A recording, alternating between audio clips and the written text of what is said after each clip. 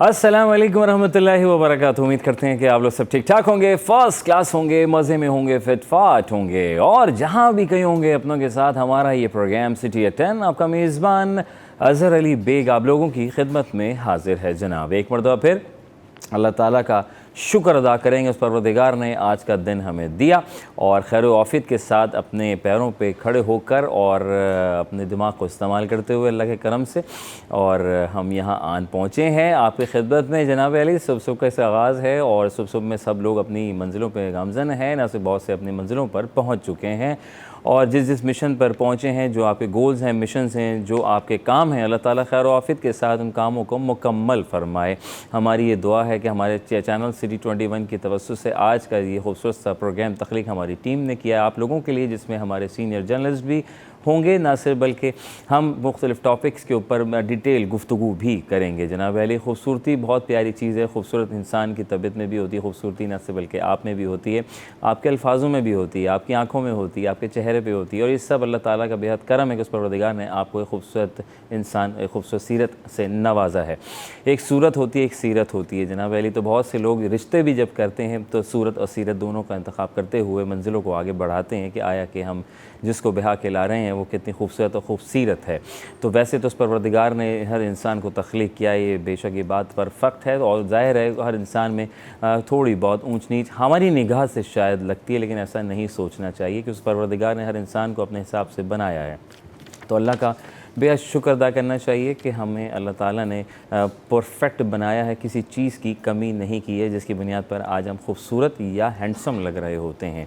किसी के सामने जब आप इंटरव्यू देने के लिए जा रहे होते हैं तो आप अच्छी सी तैयारी करते हैं, अच्छा सा हेयर कट लेते हैं और खूब खुशबू लगा कर और फिर रमा दमा होते हैं। तो कहीं जनाब हमारा कौमी लिबास शलवार कमीज़ और वेस्ट कोट पहन कर और पाइचे थोड़े से अप करके एज अ सुन्नत रसूल और सब चीज़ों को करते हुए जनाब अली सैंडल पा के और फिर जनाब अली खुशबू इतर लगा कर फिर हम मुख्तलिफ़ मकामात पे चले जाते हैं तो तिजारत का मरकज़ बन जाता है जनाब। सिलसिला आगे का बढ़ाएंगे क्योंकि ज़रूरत है हमारे लिए। तो हमें जो है खूबसूरती जो है आज हमारा एक टॉपिक है और ख़ूबसूरती बहुत ज़रूरी है, अल्फाजों में खूबसूरती बहुत ज़रूरी है ताकि किसी की दिल आज़ारी ना हो। अच्छे से अल्फाजों का चुनाव करते हुए लोगों के लिए, लोगों के दिल जीतने की हमने कोशिश करनी होती है कि आज का दिन हमारे लिए और आपके लिए बड़ा ज़बरदस्त तरीके से गुज़रे। कोई हमें कह दे यार आज तुम कितना अच्छे लग रहे हो, यार आज तुम माशाल्लाह कितने प्यारे लग रहे हो, या प्यारी लग रही हो, अपनी दो सहेलियां भी मिल जाएं तो वो भी कहती हैं अरे यार तुम बड़े दिन बाद मिली, बड़ा चेंज लग रहा है, बहुत प्यारा सूट पहना है, अच्छा सूट कर रहा है, क्योंकि तुम हो ही प्यारे इस वजह से तुम पर ये सूट कर रहा है। तो ये तुम पे क्या ख्वाब बात की जनाब अली। तो खूबसूरती का क्या मतलब है, जवाब आपको थोड़ा सा हैरान कर देगा। थोड़ा सा हम इसको पढ़ेंगे और आप तक शेयर करेंगे। दुनिया के हर खित्ते में माज़रत चाहूँगा खूबसूरती का मुनफरिद तसव्वुर पाया जाता है। कहीं गोरी रंगत, कहीं हुस्न अलामत है तो कहीं चमकदार सयार रंगत की इंतहाई पसंद किया जाता है। ऐसी तरह जिस्मानी खानदखाल के बारे में भी मुख्तलिफ़ इलाक़ों के लोगों की आरा बहुत मुख्तलिफ़ पाई जाती है। अमरीकी खातून सहाफ़ी का कहना है कि पैदाइशी मतलब अगर देखा जाए तो जापानी और अफ्रीकी नस्ल के वालिदैन के मिलाप से हुई और उनमें अफ्रीकी और एशियाई औसाफ मुश्तरक नज़र आते हैं। जानना चाहती थी कि मुख्तलिफ़ ममालिक के लोग अपने उस मकामी नज़रियात के मुताबिक हसीन बनाने के लिए क्या तब्दीलियाँ करना चाहेंगे और उसके लिए इनके अपनी तस्वीर 18 ममालिक में भेजी ताकि फ़ोटोशॉप के ज़रिए इनमें मतलूबा तब्दीली की जाए। पाकिस्तान और भारत में भेजी गई तस्वीर में सिर्फ जल्द की रंगत को कदरे गोरा कर दिया गया। सलोनिया वालों ने इसकी आँखों की रंगत सब्ज़ कर दी और अगर अमरीकों को हाथ चढ़ा तो जनाब उन्होंने जिल को थोड़ा सा हमवार कर डाला। न सिर्फ अगर हम आगे चीज़ों को बात करें तो सब्ज़ चेहरे पर मेकअप लगा डाला, तो मेक्सिको में इसका चेहरा लंबूतरा बना दिया गया। इसी तरह दीगर ममालिक के लोगों ने भी मामूली किस्म की तब्दीलियाँ कर डाली। साफ़ी का कहना था खातून का कि लोग जब उनका दो नस्लों के इम्तिज़ाज वाला चेहरा देखते हैं तो उन्हें समझ नहीं आता कि वो खूबसूरती के कौन से खाने में रखें और क्यों ना कि रिवायती तौर पर हम सिर्फ़ एक नस्ल के कौम लोगों के चेहरों को देखते हैं। उनका कहना था कि दुनिया बदलने के साथ लोग ज़्यादा करीब आ रहे हैं और मुस्तक़बिल में हमें मुख्तलिफ़ नस्लों के इम्तज़ाज से वजूद में आने वाले खंदुखाल के चेहरे ज़्यादा दिखाई देते हैं। तो तब्दीलियाँ अपनी जगह होती हैं और खैर मैं नहीं समझता कि मेरी एक अपनी वो है पर्सनल राय है कि अपने हिसाब से हर, इसका मतलब ये हुआ कि हर तरह के लोग हर मुल्क के हिसाब से हम देखते हैं और उनकी चेहरा खूबसूरत अंदाज में होता है और अल्लाह ताला ने आपको तख्लीक किया है। तो हर किसी की गोरा है, कहीं काला है, किसी की आंखें प्यारी हैं, किसी की नाक है, किसी का होंठ है, किसी के बॉडी स्ट्रक्चर है, या ओवरऑल तो या हेयर स्टाइल है, तो पूरा कंप्लीट एक पैकेज होता है और उस पैकेज बुनियाद पर आप हैंडसम, गुड लुकिंग लग रहे होते हैं, ये प्यारे लग रहे होते हैं। अगर हम देखा जाए तो जब हज़रत आदम अलैहिस्सलाम को जब उनको बनाना चाहा तो अल्लाह ताला ने जो है वो फ़रिश्तों से कहा कि मुझे ज़मीन से मुख्तलिफ़ मकामात से मिट्टी रिक्वायर्ड है। तो ज़ाहिर है अक्सर बेशतर हम सवाल करते हैं कि यार उस एरिया में इस रंग के लोग पाए जाते हैं, उस एरिया में इस रंग के लोग पाए जाते हैं। तो मुख्तलिफ़ रिवायत में हम ये देखा, हमने एक साहब से पूछा तो उन्होंने कहा जब हज़रत आदम अलैहिस्सलाम के जब बनाया जा रहा था तो मिट्टी का उन्होंने कहा कि मुख्तलिफ़ जगह से अल्लाह ताला ने कहा कि मिट्टी लेकर आई जाए। तो मुख्तलिफ़ जगह से मिट्टी ला के उनको जब तख्लीक किया तो खूबसूरत सा माशाल्लाह एक हज़रत आदम अलैहिस्सलाम जो है वो हुए और उसके बाद बनाया गया उनको। उसके बाद फिर ज़ाहिर है तो वो बहुत से लोगों का कहना है कि शायद ये वजह भी हो सकती है कि शायद मुख्तलिफ़ जगह से मिट्टियों को इकट्ठा करना और फिर मुख्तलिफ़ इलाकों में अगर आप जाते हैं तो बहुत डिफरेंट और हर तरह के लोग आपको पाए जाते हैं। तो कहने का मकसद ये है कि खूबसूरत है, अल्लाह ताला ने आपको बनाया है, सब्र शुक्र कीजिए और जब अपने आप को आईने में देखते हैं तो अल्लाह का शुक्र है कि अल्लाह ताला ने मुझे खैर औफियत के साथ कम्प्लीटली तौर पर मुझे हर चीज़ अता की है कि आज मैं अपने सामने एक दूसरे के सामने खड़े हैं और फिर लोग आपकी तारीफ़ करते हैं। तो अल्लाह ताला का बेहद हर वक्त शुक्र अदा करते रहना चाहिए और ताकि हम शुक्र करेंगे तो आगे बढ़ेंगे, चीज़ों को आगे बढ़ाएंगे जनाब अली। और ज़रूरी है ख़बरों को आगे बढ़ाना कि आज जो है वो ख़बरें हमारे पास क्या क्या होंगी, उन पर क्या क्या डिस्कशंस करना ज़रूरी है और क्या क्या नहीं है। ज़ाहिर है सोशल मीडिया का ज़माना है, ख़बरें आपके पास बहुत से पहले भी आ जाती हैं, लेकिन उनके ऊपर जो है वो मुहर लगाना बहुत ज़रूरी है, क्या है, क्या ऑथेंटिक है कि नहीं है। हमारे साथ आज जमाली साहब मौजूद हैं। अस्सलाम वालेकुम वरहमतुल्लाह। जी वालेकुम अस्सलाम। कैसे हैं आप? अल्हम्दुलिल्लाह, आप बताइए कैसे, खैरियत से हैं? सर ये खूबसूरती बड़ी ज़रूरी है। देखिए दुनिया में या पूरी कायनात में जब से कायनात का वजूद है कुछ चीज़ें ऐसी हैं, एक तो इंसान जैसे अपने हज़रत आदम अलैहिस्सलाम की बात की, लेकिन इंसान के वजूद के साथ ही इन चीज़ों का वजूद भी शुरू होता है जिसमें हुस्न या ख़ूबसूरती एक अहम जुज़ है। और ये वो जुज़ है जिसके साथ इंसान को कंप्लीट तस्वुर किया जाता है, या दुनिया के जितने भी रंग हैं, सिर्फ इंसान ही नहीं जितने भी रंग हैं उस सब का खूबसूरती के साथ एक गहरा ताल्लुक़ है, जिसमें जो है नेचर है, फितरत जिसकी हम बात करते हैं सर। हमारे पूरे कायनात की हर तरफ हुस्न या खूबसूरती का मतलब सिर्फ इंसान से वाबस्ता नहीं है, जी सर। माहौल से वाबस्ता है, नेचर से वाबस्ता है। कायनात, आसमान को हम देखते हैं कितना खूबसूरत लगता है, रात के औकात में तारे होते हैं, ज़मीन ख़ुद कितनी खूबसूरत है, इसमें लहलहाते जो खेत होते हैं वो कितने खूबसूरत हैं, दरख्त कितने खूबसूरत, पूरा नेचर, पूरी फितरत, पूरा हमारा आसपास जब हम देखते हैं तो हर तरफ हमें हुस्न ही हुस्न नज़र आता है। तो ये बहरहाल इंसानी फितरत का एक अहम जुज़ है मेरे नज़र में। जो बात है, नो डाउट, आपने बहुत सी बात की है कि खूबसूरती हर जगह पाई जाती है, हर जगह है। अल्लाह को देखना है तो आप अल्लाह ताला की बनाई हुई चीज़ें, उनकी नेचर्स को आपने बिल्कुल बराक फरमाया कि अगर आपने ये जानना है कि अल्लाह कहाँ है तो अल्लाह तो हर जगह है, हर जगह है, हर आप गौर तो कीजिए, पत्तों को देखिए, फूलों को देखिए, चरण परिंद को देखिए। बहुत अच्छी बात की है आजिज़ भाई, और चीज़ों को हम आगे बढ़ाएंगे। कुछ शेयर हमने कर ली, ओपनिंग हैप्पी ओपनिंग ज़रा होती है, ज़रा इंसान करता है चलो यार आज सुबह का, तो यकीनन आप लोगों ने नाश्ता वाश्ता कर लिया होगा। अगर आगे नाश्ता करवा दिया है अपने मियाँ जी को तो कमाल कर दिया है, और अबू को भी करवा दिया नाश्ता और वो दफ्तर चले गए तो कमाल हो गया, दुकान पे चले गए तो भाई ये भी कमाल ज़बरदस्त हो गया। तो अल्लाह ताला खैर ऑफिस इनको पहुँचाए और आगे इनको लेके जाए जनाब अली। और अब वक्त ज़ाहिर है आपका है तो आप ये भी सोचती हैं या सोचते हैं जिनके आज ऑफ है, क्योंकि कुछ लोगों का ऑफ भी होता है ना आज के दिन। जी हाँ, ऑल्टरनेट डेज ऑफ वाले भी हजरात होते हैं हमारे। वैसे आज वर्किंग डे है, ऐसे बहुत कम लोग होंगे जो घरों पर होंगे, लेकिन अल्टरनेट ऑफ जैसे आप कह रहे हैं जनाब यकीनन। और ज़रूरी नहीं है कि हमारे माशरे में रहने वाले सारे लोग मुलाजिम पेशा हों, सभी जॉब पे, कुछ लोग अपना बिज़नेस भी करने वाले होते हैं, वो यकीनन घरों पे होंगे। कुछ लोगों का कोई कारोबार होता है, कुछ लोगों की दुकान होती है, किसी का कुछ क्या होता है, तो वो सब अपने अपने कामों में यकीनन मसरूफ़ हो जाते हैं। लेकिन यकीनन लोगों की अच्छी खासी तादाद अभी घरों में भी मौजूद होती है। हाँ सही कह रहे हैं, क्योंकि ज़ाहिर है जिनका ऑल्टरनेट ऑफ होता है या जिनकी सुबह मॉर्निंग या नाइट शिफ्ट कर आ रहे होते हैं, तो उनका भी एक तरह से ही ऑफ होता है, लेकिन वो रेस्ट होता है, फिर शाम में फिर जाना होता है। अच्छा जनाब, कराची अदब फेस्टिवल प्रेस कॉन्फ्रेंस की हम बात करें, क्योंकि ओपनिंग हम करने जा रहे हैं, तो 8वां अदब फेस्टिवल 10 नवंबर को होगा और अदबी मेले में किताबों की रहनुमाई और न सिर्फ बल्कि थिएटर, सकाफ़ती मौसीकी और मुख्तलिफ अदब स्टेशनरीज रखे जाएंगे। सर, ये अदब फेस्टिवल का कुछ साल कबल इसका बुनियाद पड़ा। अमीना सैयद साहबा जो एक ज़माने में ऑक्सफोर्ड यूनिवर्सिटी प्रेस में थी, तो इन्होंने कराची लिटरेचर फेस्टिवल का आगाज़ किया था। तो कराची फिर जब वो ऑक्सफोर्ड यूनिवर्सिटी से अलग हो गई, तो इन्होंने इस अदब फेस्टिवल का बुनियाद डाला। तो गुज़िश्ता 6-8 सालों से ये अदब फेस्टिवल हो रहा है।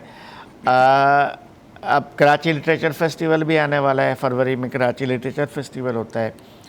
तो ये अच्छे अदबी एक्टिविटीज़ हैं कराची में। अब ये जैसे ही आने वाला मंथ है दिसंबर का, तो दिसंबर से ही हमारी अदबी, कल्चरल, ये सारी एक्टिविटीज़ शुरू हो जाती हैं। कल भी हम जिक्र कर रहे थे, जिस तरह आर्ट्स काउंसिल का थिएटर फेस्टिवल है, फिर आलमी उर्दू कॉन्फ्रेंस है, फिर ये कराची लिटरेचर फेस्टिवल है, उसके बाद फिर सिंध लिटरेचर फेस्टिवल है, उसके बाद फिर कराची लिटरेचर फेस्टिवल है। ये सारे आप समझें कि दिसंबर से लेके मार्च तक ये 4 महीने जो होते हैं, ये अदबी, इल्मी, अदबी, सकाफ़ती, सियाहती तमाम सरगर्मियों का मौसम होता है। वैसे ये खूबसूरत मौसम होता है।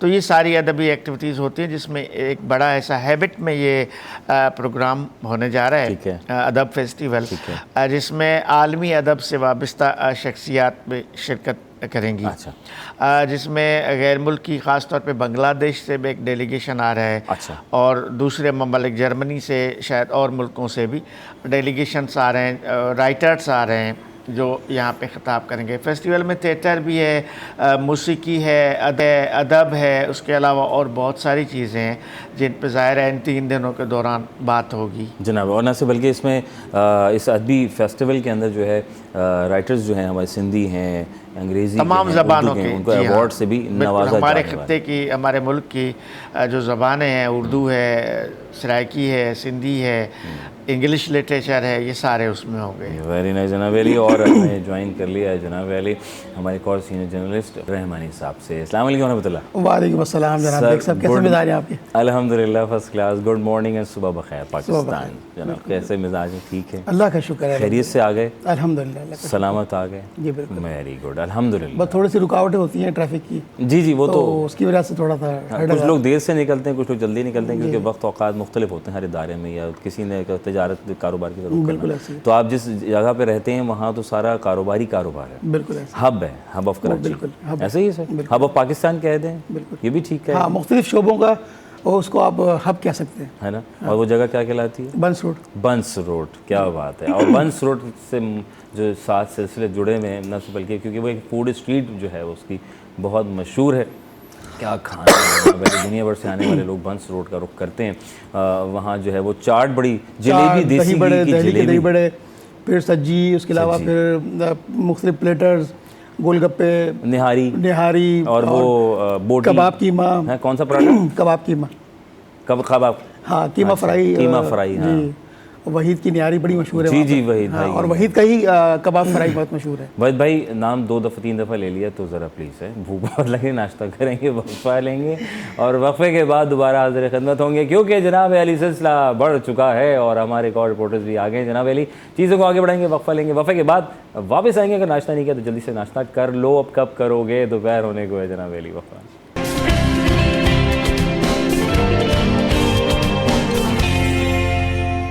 Welcome back once again city at 10। आपका मेज़बान अज़हर अली बेग अपनी खुदमत में हाजिर है जनाब अली फरदा फिर, और वेलकम करेंगे आपका, जी हाँ आपका और आपका, क्योंकि आप अब आ चुके हैं हमारी टेलीविज़न स्क्रीन के ऊपर और आ गए हैं तो छा जाएंगे, क्योंकि अब होंगी बहुत सारी खबरें और ख़बरों पे करेंगे तबसरा और जानेंगे एमडी कैट के हवाले से क्या सूरत हाल है, क्या एग्ज़ाम्स हो गए, होने वाले हैं, कहाँ होंगे, कब होंगे, क्या क्या उसमें शामिल होगा, कौन कौन नहीं होगा, बात करेंगे आजिज़ जमाली साहब से। सर क्या अपडेट्स हैं आपके पास? ये अच्छी खबर है सर। कल सिंध काबीना के इजलास में इसका फैसला हुआ है सर। ये चूँकि सिंध हाई कोर्ट का आर्डर था कि 6 हफ्तों में एमडी कैट के दोबारा टेस्ट कराए जाएं। अच्छा। सिंध के 6 डिवीजन्स हैं, जाओ। इसमें क्योंकि पेपर लीक होने की वजह से ये मामला उठा था और फिर टेस्ट मुलतवी मतलब उसको कैंसिल किया गया था। जी जी। तो फिर अदालत ने फैसला किया कि 6 हफ्ते में दोबारा टेस्ट कराया जाए। तो बहरहाल सिंध काबीना ने कल ये फैसला कर लिया है। इसके लिए कोई 32 करोड़ रुपए की रकम भी मुख्तस की गई है, चूँकि इसमें पॉजिटिव बात यह है कि अब जो दोबारा टेस्ट होगा उसके जो अखराजात हैं वो सिंध हुकूमत अदा करेगी। Very nice. यानी जो जिन बच्चों ने पहले टेस्ट दिया, पैसे भरे, अब वो नहीं भरेंगे। अच्छा। अब गवर्नमेंट ऑफ सिंध ये पैसे भरेगी और ये 6 हफ्ते में IBA सखर, क्योंकि ये पहले IBA कराची को कहा गया था कि वो टेस्ट कराए, लेकिन IBA कराची ने इनकार कर दिया। उन्होंने कहा कि हम ये नहीं, क्योंकि इसमें मसला ये होता है कि जो पेपर लीक होने का इशू होता है, अब जैसे FIA के पास तहकीकात चली गई, किसने लीक किया, काफ़ी लोग इसमें गिरफ़्तार भी हुए हैं। तो इदारे कुछ अवॉइड करते हैं। इससे पहले डॉ मेडिकल यूनिवर्सिटी ने ये टेस्ट करवाया था। सर। तो IBA कराची ने इनकार किया, तो फिर अब IBA सखर को फ़ाइनल किया गया है। तो IBA सखर 6 हफ्तों के अंदर यह टेस्ट करवाएगा और सिंध के 6 डिवीजन्स में अलग अलग जो है ये टेस्ट होगा। इसमें कोई मेडिकल के जो तलबा और तालिबात हिस्सा लेते हैं सिंध के 6 डिवीजन्स में, ये सब इसमें हिस्सा लेंगे। मेरा ख्याल है इसमें MD कैट के जो पेपर लीक का इशू है ये कोई छोटा इशू नहीं है।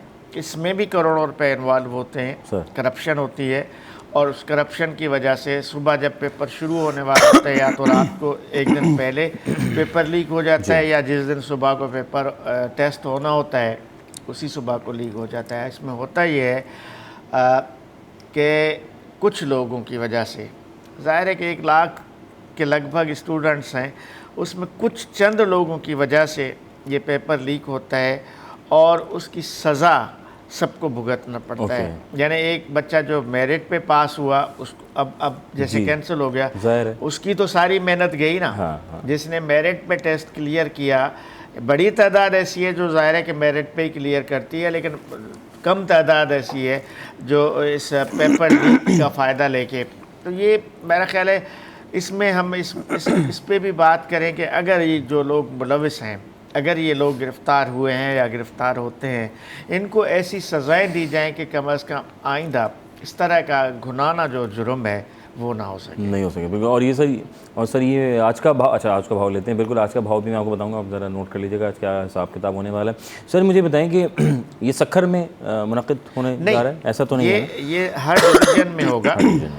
कराची के स्टूडेंट्स जो होंगे वो कराची में, हैदराबाद में, सखर में, नवाबशाह के नवाबशाह में, लाड़काना के तो सर जो लोग टेस्ट दे चुके हैं तो वो भी दोबारा वो सारे तमाम जिन भी स्टूडेंट्स ने ये टेस्ट दिया था, क्योंकि वो टेस्ट ख़त्म हो गया था, अदालत ने ख़त्म कर दिया और दोबारा टेस्ट का हुक्म दिया, तो पुराने सब ख़त्म, ये दोबारा सा टेस्ट होगा। Okay fine. और इसका इंशाल्लाह कब इसकी तारीख का कोई नहीं, डेट का ऐलान नहीं हो, लेकिन 6 हफ्ते मतलब 1.5 महीने के अंदर अंदर इसकी तारीख का बहुत जल्द, क्योंकि इसको प्रोसेस कराएगा महकमा हेल्थ डिपार्टमेंट, ठीक है, तो शायद आने वाले चंद दिनों में इसकी तारीख का ऐलान भी हो जाएगा।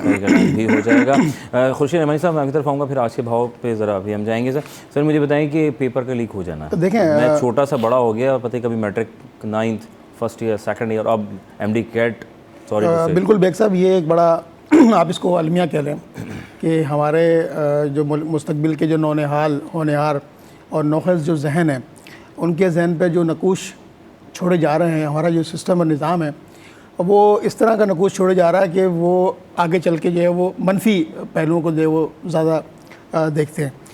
चाहे वो मैट्रिक का पेपर हो, इंटर का हो या 9th का हो, मुख्तलिफ हमारे यहाँ इससे करने का फ़ायदा क्या है खुर्शीद भाई, ये तो बताइए ज़रा मुझे, ये पेपर लीक करने का क्या फ़ायदा है? देखें, वो जो घुसपैठी है ना, जो सिस्टम को ख़राब करना चाहते हैं, जो बिगाड़ का बायस बनते हैं, वो हमेशा ये काम करते हैं पैसों के एवज।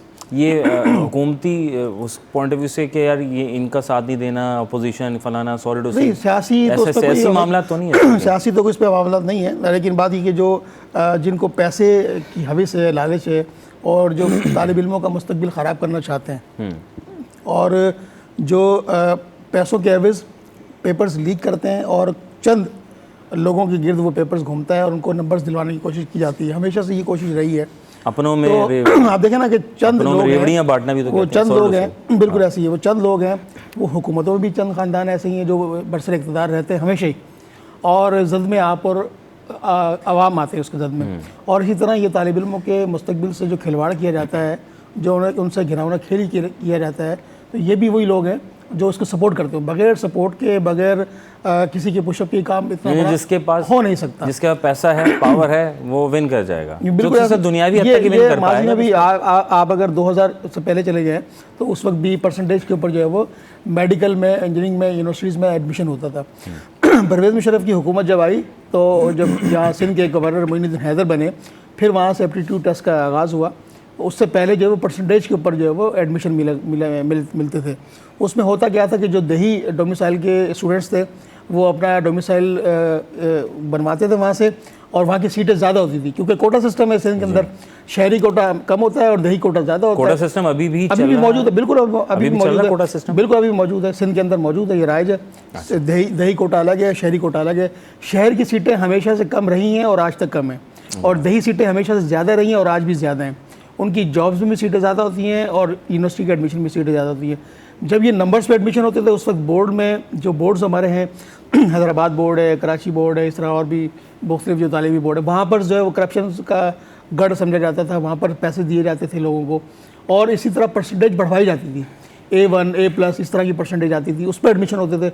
जब ये सारा सिस्टम इसका कलाकमा किया गया, इसको बिठाया गया, इसको ख़त्म किया गया, फिर ये एप्टीट्यूड टेस्ट का मामला आया। जब एप्टीट्यूड टेस्ट का मामला आया, फिर ये एप्टीट्यूड टेस्ट भी लीक होने लगे। अल्लाह अकबर के जनाब अली, बीइंग अ मुस्लिम, हम पाकिस्तानी हैं, हम मुसलमान हैं, और कुरान मजीद में लिखा कि रिश्वत देने वाला लेने वाला कि उसकी क्या सज़ा है। तो अब आपने फ़ैसला करना है कि दुनिया में ही जीना है या आखिरत का एहतमाम करना है। सिलसिले को आगे बढ़ाएंगे। आज का भाव देखते हैं क्या अपडेट्स हैं। ये ख़वातीन के लिए बड़ा एक ख़ास सिलसिला होगा, तो आप गौर से देखिएगा जनाब अली। हम देखें आज जो टमाटर है वो कम से कम 100 रुपये किलो से लेकर 115 रुपये ज़्यादा से ज़्यादा जो है पाया जाएगा। ऐसे बल्कि आलू मियाँ जो हैं वो 60 रुपये और 58 जनाब मैक्सिमम। बल्कि लहसुन की बात करें 370 रुपये और 426 रुपये मैक्सिमम किलो की बात हो रही है। अदरक की बात करें तो 550 रुपये, ज़्यादा 633 रुपये। गाजर बहुत मुफीद है और सर्दियाँ आ गई हैं, और तोरी आपकी खिदमत में हाज़िर है, और इसका इस्तेमाल करें। बड़ा ज़बरदस्त सब्ज़ी तो सर खाएँ, बिल्कुल खाएँ, सेहत के लिए बेहतरीन है। आपके लिए सेहत न से बल्कि टमी के लिए बहुत अच्छा है, हाज़म के लिए बहुत अच्छा है। फूल गोभी जो 50 रुपये, खीरा जो है वो खाएँ जी 60 रुपये। रोज़ाना का एक खीरा ज़रूर खाएँ, फ़ायदेमंद होता है, सेहत बख्श होता है, किडनी के लिए बहुत अच्छा होता है। प्याज जनाब 110 रुपये। किसी शहर जाएँ एक प्याज थोड़ी सी कहते हैं खा लेनी चाहिए, तो आप बहुत कुछ चीज़ों से, बहुत बीमारियों से बच जाते हैं। आजिज़ भाई ये थोड़ा सा आउट ऑफ द बॉक्स समझा रहे हैं। ये कहते हैं ना हम किसी शहर जाएँ, किसी गांव जाएँ खुर्शीद भाई, तो कहते हैं हम थोड़ी सी प्याज खा लें। ये क्या इसके पीछे मिथ है? मेरे ख्याल ये मिथ हैं, बातें हैं। अच्छा, लेकिन वैसे प्याज ऐसी चीज़ है कि हर सब्ज़ी की ज़रूरत है, हर सालन की ज़रूरत है। उसके बगैर कोई, प्याज के बगैर कुछ भी नहीं बन सकता। आप आलू बनाएं या आप और कुछ बनाएं, उसके लिए प्याज बहुत ज़रूरी है। अब बल्कि आप कढ़ाई बनाएं उसके लिए भी प्याज ज़रूरी है, गोश्त बनाएं, चिकन बनाएं, जो भी सालन लाजिम व मलजूम है। प्याज लाजिम व मलजूम, प्याज मतलब लाजिम मलजूम है, उसके बगैर कोई भी सालन नहीं बन सकता। तो इस वजह से प्याज के, लेकिन अब जो आप रेट बता रहे हैं, देखिए ना, टमाटर अभी भी 100 रुपये से ज़्यादा है। हालांकि फ्रेश टमाटर का जो सीज़न है, ये कमिश्नर कंट्रोल लिस्ट के मुताबिक है ये बकौल, लेकिन ये नहीं होगा। अच्छा, अभी आपने बताया ना 110 रुपये या 120 रुपये, 150 से कम नहीं मिलेगा मार्केट में। सही कह रहे हैं, टमाटर जो है 100 रुपये आपने बताया, प्याज वो भी 150 से कम नहीं मिलेगा किलो मार्केट में। तो ये आज भाई मैंने 180 रुपये किलो लिया है। मैंने 180 रुपये किलो टमाटर लिया है परसों। 180 रुपये किलो, 80 रुपये जी। और 190 रुपये किलो प्याज लिए हैं। क्यों इंपोर्ट कर रहे हैं क्या आप? भाई मार्केट से मिलती है, मैं क्या करता हूँ। क्यों मार्केट में क्यों है? अरे किस टाइम कहीं और से सब्जी भाजी आती है हमारे। नहीं बस कहीं और से नहीं आती, इसी मार्केट से मिलती है और इसी हम मंडी तो से लेकर आते हैं। हमारे पास तो लेकिन महंगी बेचते हैं। सर अल्लाह ताला ने हमें ना चारों मौसम से नवाजा, हमें ज़मीन इतनी खूबसूरत दी है, सयाती पॉइंट ऑफ व्यू से देखा लेकिन जाए। हमारे बाबू अच्छे नहीं हैं। अच्छा बाबू जी अच्छे हैं। हमारे बाबू अच्छे नहीं है ना, मसला अल्लाह ताला रहम करम फरमाए। तो आप अच्छा क्या बना लेते हैं वैसे खुर्शीद भाई? अगर बनाने का मौका मिले, बेगम छुट्टियों पे गई नहीं हो तो। मैं चिकन अच्छी बना लेता चिकन अच्छी बना लेते चिकन हैं? चिकन कढ़ाई बना लेते हैं खुर्शीद रहमानी साहब? रखते हैं दावत, खुर्शीद दावत साहब के रखते हैं पास, बिल्कुल, ज़रूरी चिकन है कढ़ाई की। दावत ज़रूरी। सर आप भी कुछ होता है बना नहीं, लेते? मुझे सिवाय आमलेट के बनाने के या चाय बनाने के और कुछ नहीं आता। चले शुक्र है, भाभी छुट्टियों में जाती है तो चाय- अंडा चाय- चिकन कढ़ाई अच्छी बना बना लेता लेता हूँ। चिकन कढ़ाई और अच्छी हो चाय गई। और आमलेट तो वगैरह। बस ठीक है, यानी कि मॉर्निंग इनकी तरफ हो जाएगी और बिल्कुल सही है। आफ्टरनून आपकी तरफ हो जाएगी जनाब अली। तो ज़रूरी है इंसान को सब कुछ आना चाहिए जनाब, सब कुछ आना चाहिए, अपना काम खुद कर लेने चाहिए। बिकॉज ऑफ कि हमारे नबी सल्लल्लाहु अलैहि वसल्लम ने भी अपने सारे काम खुद किए हैं, तो किस बात का शर्माना जनाब अली। तो सब काम खुद कीजिए, फिर देखें आप किसी के मोहताज नहीं रहेंगे इंशाअल्लाह ताला। वफ़ा लेंगे, वफ़े के बाद दोबारा ज़र खिदमत होंगे सिटी एट 10 आपके साथ साथ।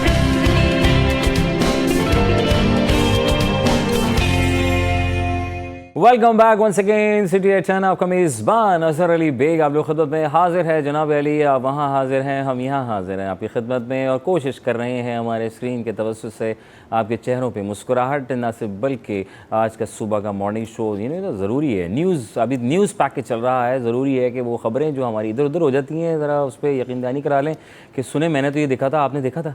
नहीं मैंने तो नहीं देखा। हाँ मैंने वो फलां सोशल मीडिया पे देखा था, पता नहीं सच्ची है नहीं सच्ची, किसी से पता करते हैं, कोई किसी न्यूज़ वाले किसी चैनल वाले से पता करते हैं। एक काम करो चैनल लगा लो, वो ज़्यादा बेहतर होगा। तो 21 लगा लीजिएगा अगर कराची की खबरें चाहिए जनाब अली। सिलसिले को आगे बढ़ाएंगे साहब। खुर्शीद भाई हमारे साथ मौजूद हैं और आजिज़ ज़मानी साहब हमारे साथ मौजूद हैं, बहुत शुक्रिया one second. Governor Sindh Kamran Khan Tessori साहब की जो है मोहम्मद आसिफ को तीसरी मरतबा वर्ल्ड स्नूकर चैम्पियन टाइटल जीतने पर खराज तहसीन पेश करते हैं, और ये बड़ी खुशाइन बात होती है कि जनाब अली हमारे यहाँ बड़े लोग माशाल्लाह काम कर रहे हैं और हिम्मत के साथ काम कर रहे हैं, और हमारी सरकार जो है इनको सपोर्ट करती है, आगे लेके जाती है, उससे हौसला अफजाई होती है।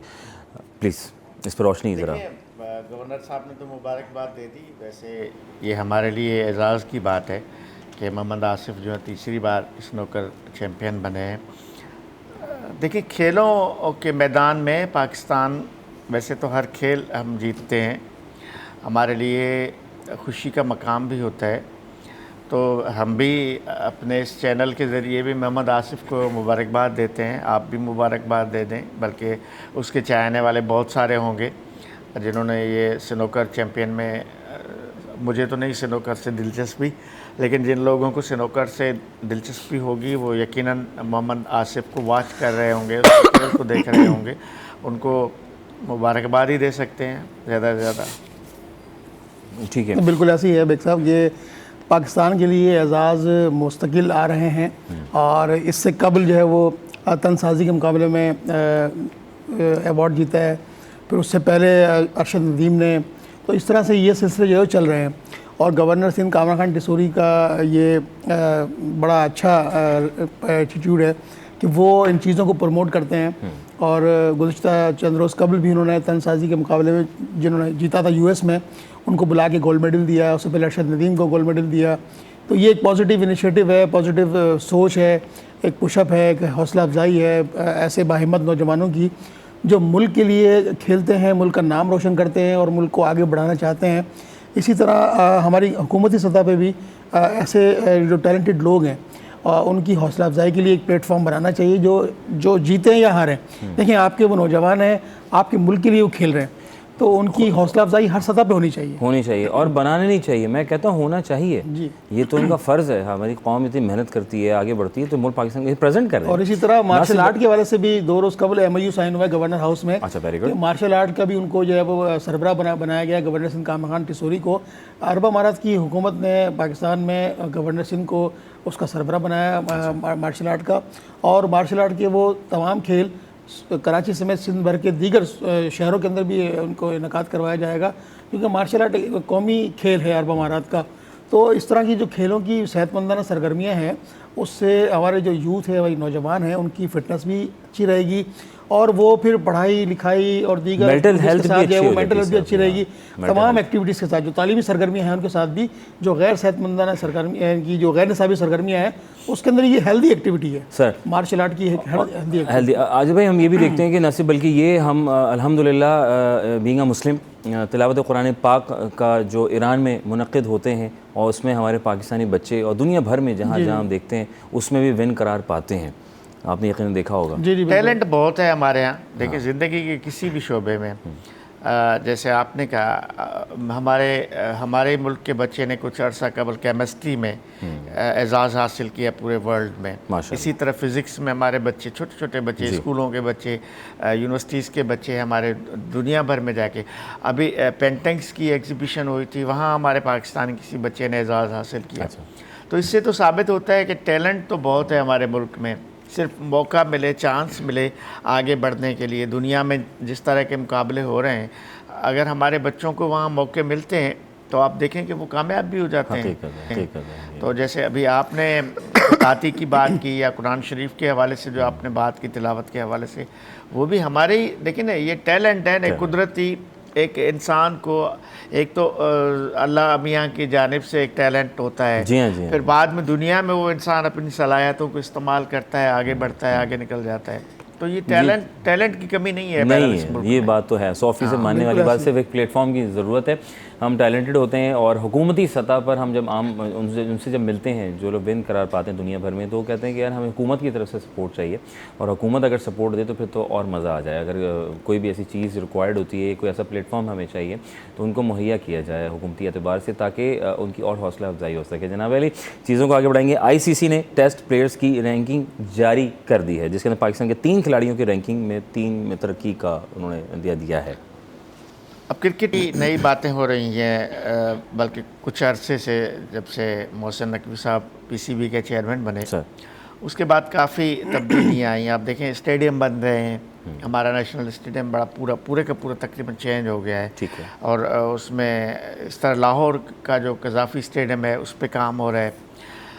नई सिलेक्शन, नई टीम। अब ज़ाहिर है कि हमारा सीज़न है इस वक्त क्रिकेट का, तो उसमें मेरा ख्याल है ये मैं कोई एक्सपर्ट तो नहीं हूँ क्रिकेट का, लेकिन ये जितने फ़ैसले किए जा रहे हैं मेरा ख्याल है कि टीम को मजबूत करने के लिए, हमारी कौमी टीम को मजबूत करने के लिए ये सारे फ़ैसले हो रहे हैं। Very nice sir. बिल्कुल ऐसी है साहब कि जब से चेयरमैन मोहसिन नकवी साहब ने ओहदा संभाला है उसके बाद से बहुत सारे इनिशिएटिव हैं।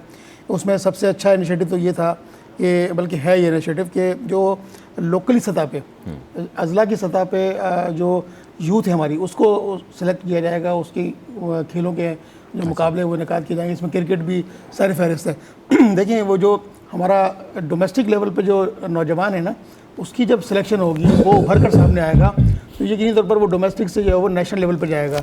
फिर उसके अलावा हमारी जो खेलों की ग्राउंड है उनकी तज़ीन और आइश का सिलसिला जो जारी है, जिसमें हैदराबाद, कराची, लाहौर, इस तरह जो हमारे नेशनल स्टेडियम्स हैं मुख्तलिफ मुल्क के, उनकी तज़ीन और आइश बड़े खूबसूरत अंदाज से की जा रही है। और ये सारा क्रेडिट मैं समझता हूँ वफाकी वज़ीर दाखिला और वो चेयरमैन PCB मोहसिन नकवी साहब को जाता है। इसमें उन्होंने जो है वो ये इनिशिएटिव लिया कि हमारे जो अज़ला की सतह पे जो नौजवान हैं वो आगे आएँ ताकि वो कल को अपनी प्रैक्टिस करके अपने आप को मनवा कर नेशनल सतह पे, कौमी सतह पे खेलों के मैदान के अंदर आ गए हैं।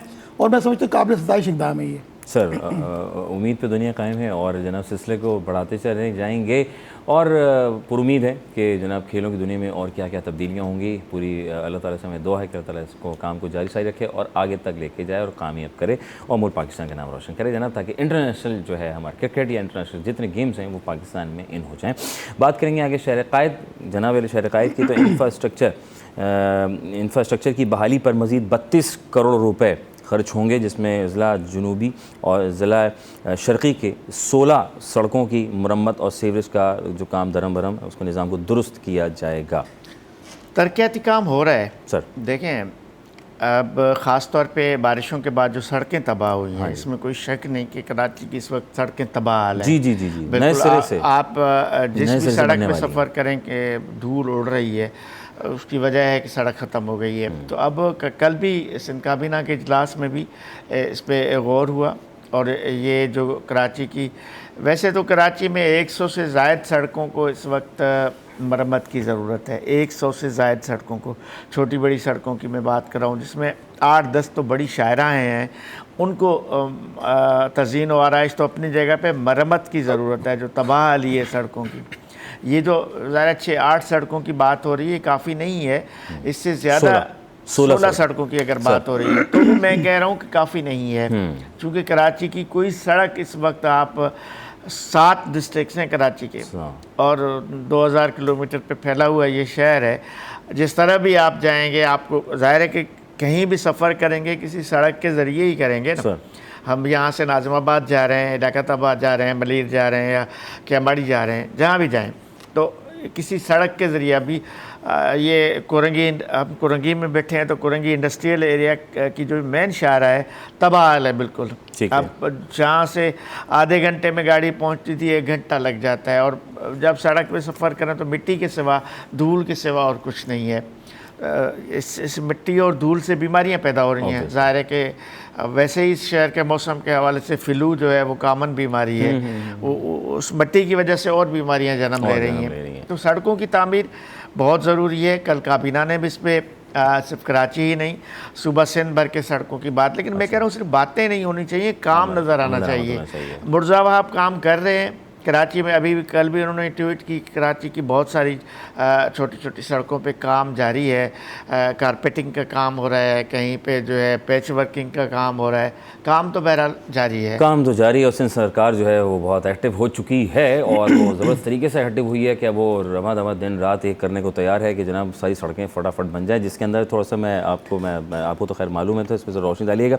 लियारी में है सोराबकोट टाउन के UC 3, UC 4, UC 5, न सिर्फ बल्कि लियारी की UC 9, 10, 11, 12 की सड़कों की मरम्मत, गुलशन इकबाल की UC 7 शांति नगर सड़कों की मरम्मत, सीवरेज का निज़ाम, न सिर्फ बल्कि शहर के इस वक्त 1 अरब 40 करोड़ की लागत से मुख्तलिफ मकामात पर खस्ता हाल सड़कों की मरम्मत का काम जारी है साहब। तो ये दिन रात जारी है या दिन दिन में जारी है? देखें, ये जो मरम्मती काम है, सड़कों की अस्तरकारी का काम है, कई सड़कें नहीं बनने वाली हैं। पहले सीवरेज के सिस्टम को ठीक कर लें, ये ना के बाद में सीवरेज के काम की लाइन भूल गए थे, वो फिर दोबारा काटो। फिर किसी भी शहर और मुल्क की तरक्की का राज उसके मवासलाती निज़ाम पर होता है। आपका जब शहर का मवासलाती निज़ाम ठीक होगा तो वहाँ की शहर की तजारती चीज़ें हैं उनकी तरसील आसानी से हो जाएगी, उनमें फ्यूल कम लगेगा। आपने देखें, अंग्रेज़ जब हुकूमत कर रहा था तो उसने सबसे अच्छा निज़ाम रेलवे ट्रैक का बनाया। जब रेलवे ट्रैक का निज़ाम आज भी इस पाकिस्तान में मौजूद है और कई ऐसी देहातों की तरफ भी लाइनें गई हैं कि आप देखें हैदराबाद से मिरपुर ख़ास से भी झुड्डो, एक ऐसे रिमोट एरियाज़ हैं जहाँ पर आम ट्रैफिक तो जाती लेकिन ट्रेन का तसव्वुर नहीं था, लेकिन उन्होंने ये निज़ाम वज़ा किया था। और मवासलाती निज़ाम जब शहर का, मुल्कों का अच्छा होता है तो वहाँ की माशी तरक्की भी करता है और वहाँ के लोगों को फैसिलिटेशन भी मिलती है और एक जहनी तरक्की भी होती है उसमें, जहनी अफजाइश भी। मतलब आप पॉजिटिव, आप सोच मुस्बत सोच रखते हैं। जब घर से निकलते हैं आपको पुरफिज़ा माहौल मिले, हरा भरा इलाक़े में सोते हुए जाएँ, ग्रीन बेल्ट आपकी ज़बरदस्त। लेकिन सारा हम पर भी आंसर है कि हम उसको किस तरीके से मेंटेन रखते हैं। हुकूमत तो बना दे, चीज़ें बरकरार रखना हमारा और आपका मिलकर काम है, अकेले बंदे का काम नहीं है साहब। शहर बहुत बड़ा है। माल का हाल जानेंगे इस वक्त क्या है, कौन बाहर जा रहा है, कौन बाहर से आ रहा है, और करेंसी चेंज कराना है, उम्रे पे भी लोगों ने जाना है, तो आपके सामने इस वक्त मौजूद है। Buying and selling point of view से ऑस्ट्रेलियन, कैनेडियन वगैरह आपके सामने। UK पाउंड इस वक्त जो है 356 से 359, सऊदी रियाल 73, 74, स्विस 317 रुपये के लगभग। आप US डॉलर 277 रुपये /35 पैसा। ना सिर्फ ये सारी चीज़ें हैं जो कि हमने देखनी है, और जब आपने जाना है तो फिर वहाँ से आना है, तो वक्फ़ा बहुत ज़रूरी है। वक्फ़े के बाद दोबारा चीज़ों को मज़ीद शामिल करेंगे और जानेंगे कि अगर आपने डॉलर लेना है और अगर रियाल लेने तो उम्रे पे जाना है तो कोई तरीक़ेकार है, कोई मिल जाएगा ना, कोई टेंशन तो नहीं है ना। तो ज़रा टेंशन को फ्री कर देंगे, तो टेंशन नहीं लेनी वक्फ़े के बाद।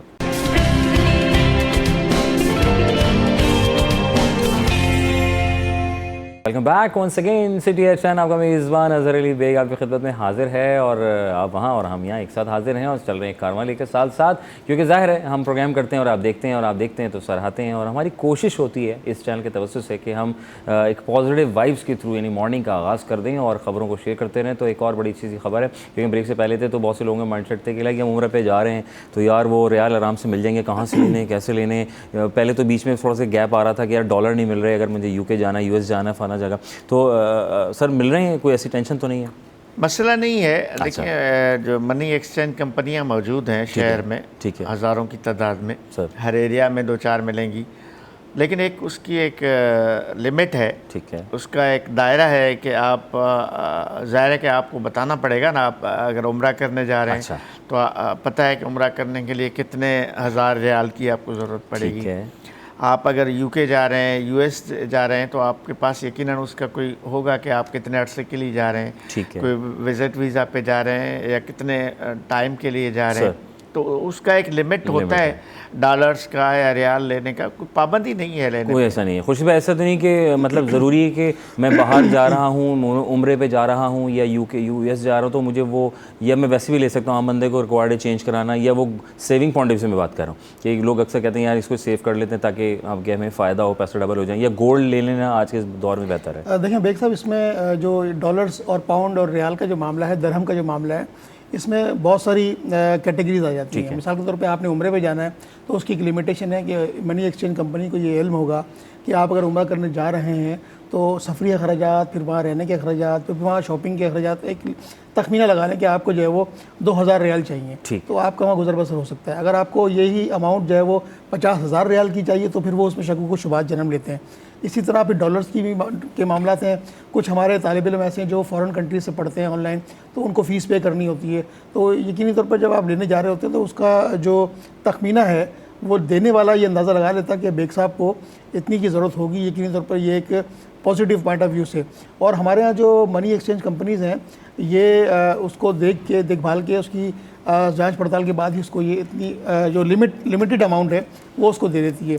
तो जो मनी एक्सचेंज कंपनी के अलावा जो मनी लॉन्ड्रिंग करते हैं, जो डॉलर्स को स्टॉक करते हैं और फिर बाद में उसको उसकी तरसील करते हैं, ऐसे अनासर के ख़िलाफ़ तो FIA खासे अरसे से सरगर्म है और बिला तफरीक कार्रवाई कर रही है पूरे पाकिस्तान में। ठीक है। फेडरल मिनिस्टर जो होम मिनिस्टर हैं हमारे मोहसिन नकवी साहब, उनकी खुसूसी हिदायत है कि मनी लॉन्ड्रिंग एक्सचेंज कंपनी के ख़िलाफ़ भी कार्रवाई की जाए।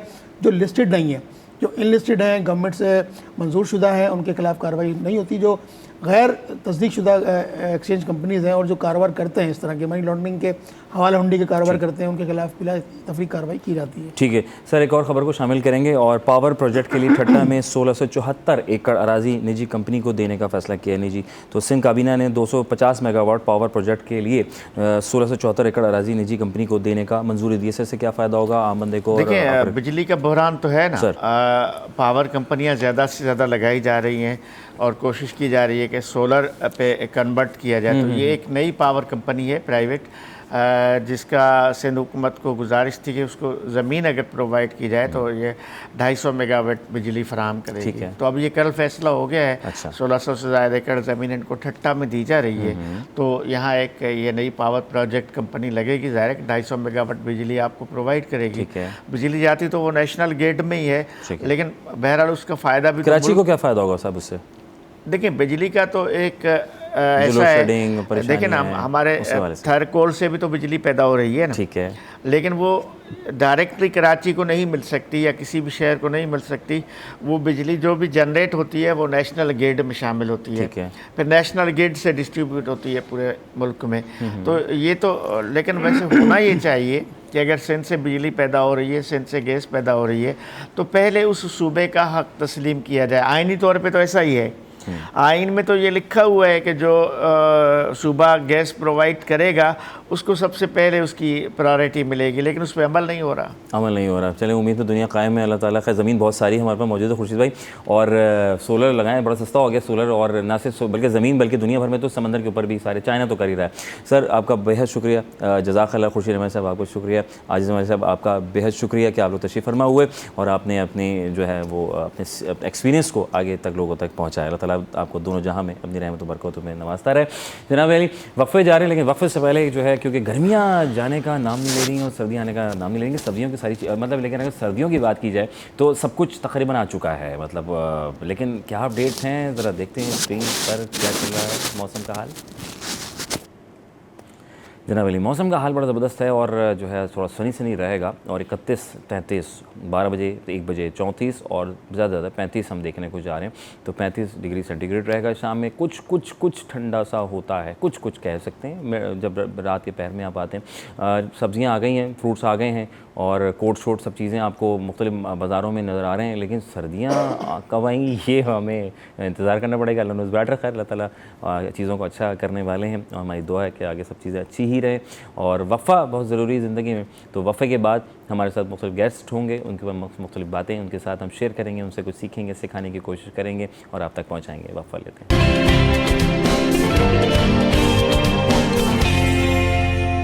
Welcome back once again city 10, आपका मेज़बान अज़हर अली बेग आप लोग खिदमत में हाजिर है जनाब अली। हम यहाँ हाजिर हैं और आप वहाँ हाजिर हैं और खैर ऑफिस के साथ हम एक दूसरे के सामने हाजिर हो चुके हैं और आप मुझे देख रहे हैं और आप सुन रहे हैं और मुख्तलिफ स्लाइड्स चल रही हैं, वो उनको भी पढ़ने की कोशिश कर रहे हैं और जान रहे हैं कि कराची में इस वक्त क्या हो रहा है और क्या अपडेट्स हैं जनाब अली। तो सिलसिला है कि 35 डिग्री सेंटीग्रेड तक ज़्यादा से ज़्यादा मौसम जाएगा, क्योंकि हम जब ब्रेक से पहले थे उसमें हम ये जाना कि और लेकिन अब वो सर्दियों का इंतज़ार है बेताबी से, लेकिन आ जाएंगी, डोंट वरी, कहीं नहीं जा रही। तो आप ख़रीदो फरोख्त अगर कुछ गर्म कपड़ों की कर रहे हैं, कंफर्टर शम्फर्टर रज़ाई ले रहे हैं, खैर रज़ाई तो हमें नीड नहीं पड़ेगी कराची में, जस्ट कंफर्टर की हद तक या लिहाफ की हद तक हमारी सर्दियाँ आती हैं और कोशिश करते हैं कि चलो मोटे छोटे कपड़े ज़रा पहन लें, ज़रा स्टाइल ज़रा सेल्फी बना लें, थोड़ा ज़रा फ़ोटो शोटो के। कराची में भी सर्दी आ जाती है। उन्हें एक ज़माना ये था, मेरी वालदा और मेरी दादी मुझे बताती हैं कि कराची में पंखों का कोई कॉन्सेप्ट नहीं हुआ करता था और यहाँ मौसम जो अतदाल के उस पर रहता था और चाहे 12 महीने जो है ना मौसम ठंडा रहता था, गर्मी का कोई सीन ही नहीं था।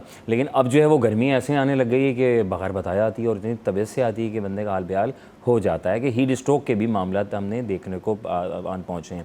तो अल्लाह ताला अपने रहम करम फरमाए जनाब अली, केयर कीजिए, केयर करते रहिए औरों की भी अपनी भी, और साथ देते रहिए सबसे बड़ा, और सब्र शुक्र करते रहिए। साहब तो ज़िंदगी बड़ी प्यारी खूबसूरत है, खूबसूरती से निकलती जाएगी जनाब अली। अब हमारे जो गेस्ट हैं बड़े ज़बरदस्त गेस्ट हैं, मुख्तलिफ सीनियर सियासतदानों के इन्होंने इंटरव्यूज़ भी किए हैं और ये नौजवान बच्चा, मन का सच्चा प्यारा सा बच्चा जो अब स्क्रीन पर आपके सामने नमूदार होने वाले हैं, इनका नाम है, क्या नाम है मुन्ने का?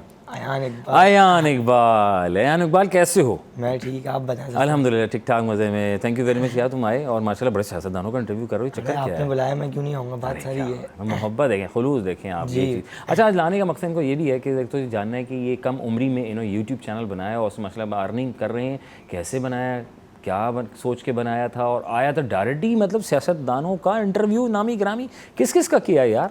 मैंने बिलावल भुट्टो ज़रदारी का किया है, मेयर कराची का किया है और क्या नाम है खालिद मकबूल सिद्दीकी का किया है, अच्छा। गवर्नर सिंध, और क्या नाम है थोड़ा बहुत यूट्यूबर्स का किया है जिसके लाइक लाखों में भी हैं जिनके सब्सक्राइबर्स और जिनके मिलियन में भी हैं, 2 मिलियन, उन लोगों का भी किया है। अच्छा, वेरी गुड यार। और कोलैब्स भी किए हैं मैंने, टाइप ऑफ इंटरव्यूज़ वाले कोलैब नहीं, व्लॉग वाले कोलैब किए हैं रजब भट्ट के साथ, और इसके अलावा शहीर खान जो एक टिकटॉकर है उसके साथ किया है, और ज़ल्मी के साथ किया है, इन सब के साथ किया है। अच्छा, वेरी गुड यार। तो ये तो सारा काम कैसे, कितने, मतलब पहले तो ये बताओ, अपने बारे में बताओ। पढ़ते हैं आप? जी मैं पढ़ता हूँ। अच्छा, कौन सी क्लास पढ़ रहे हैं? मैं 8 क्लास में पढ़ रहा हूँ, O लेवल्स कर रहा हूँ। 8 क्लास में O लेवल्स कर रहे हैं और मतलब यूट्यूब, O लेवल्स अगले साल से स्टार्ट होगा, बट कोर्स सारा O लेवल वाला। अच्छा, वेरी गुड यार। तो ये यूट्यूब का ख्याल कैसे आया कि मोबाइल देखा था, टिकटॉक पे वीडियोस डाली थी, कोई व्यूज़ आने लग गए थे तो शौक पैदा हुआ था, क्या हुआ था? नहीं, बचपन से जो है ना, जब मैं 8 या 9 साल का था, जब से मुझे एक क्रेज़ है मीडिया का कि अगर मैं यूट्यूबर ना बनूं तो एक चैनल में मैं एंकर ही बन जाऊं। ये अच्छा, मुझे मीडिया से ज़रा एक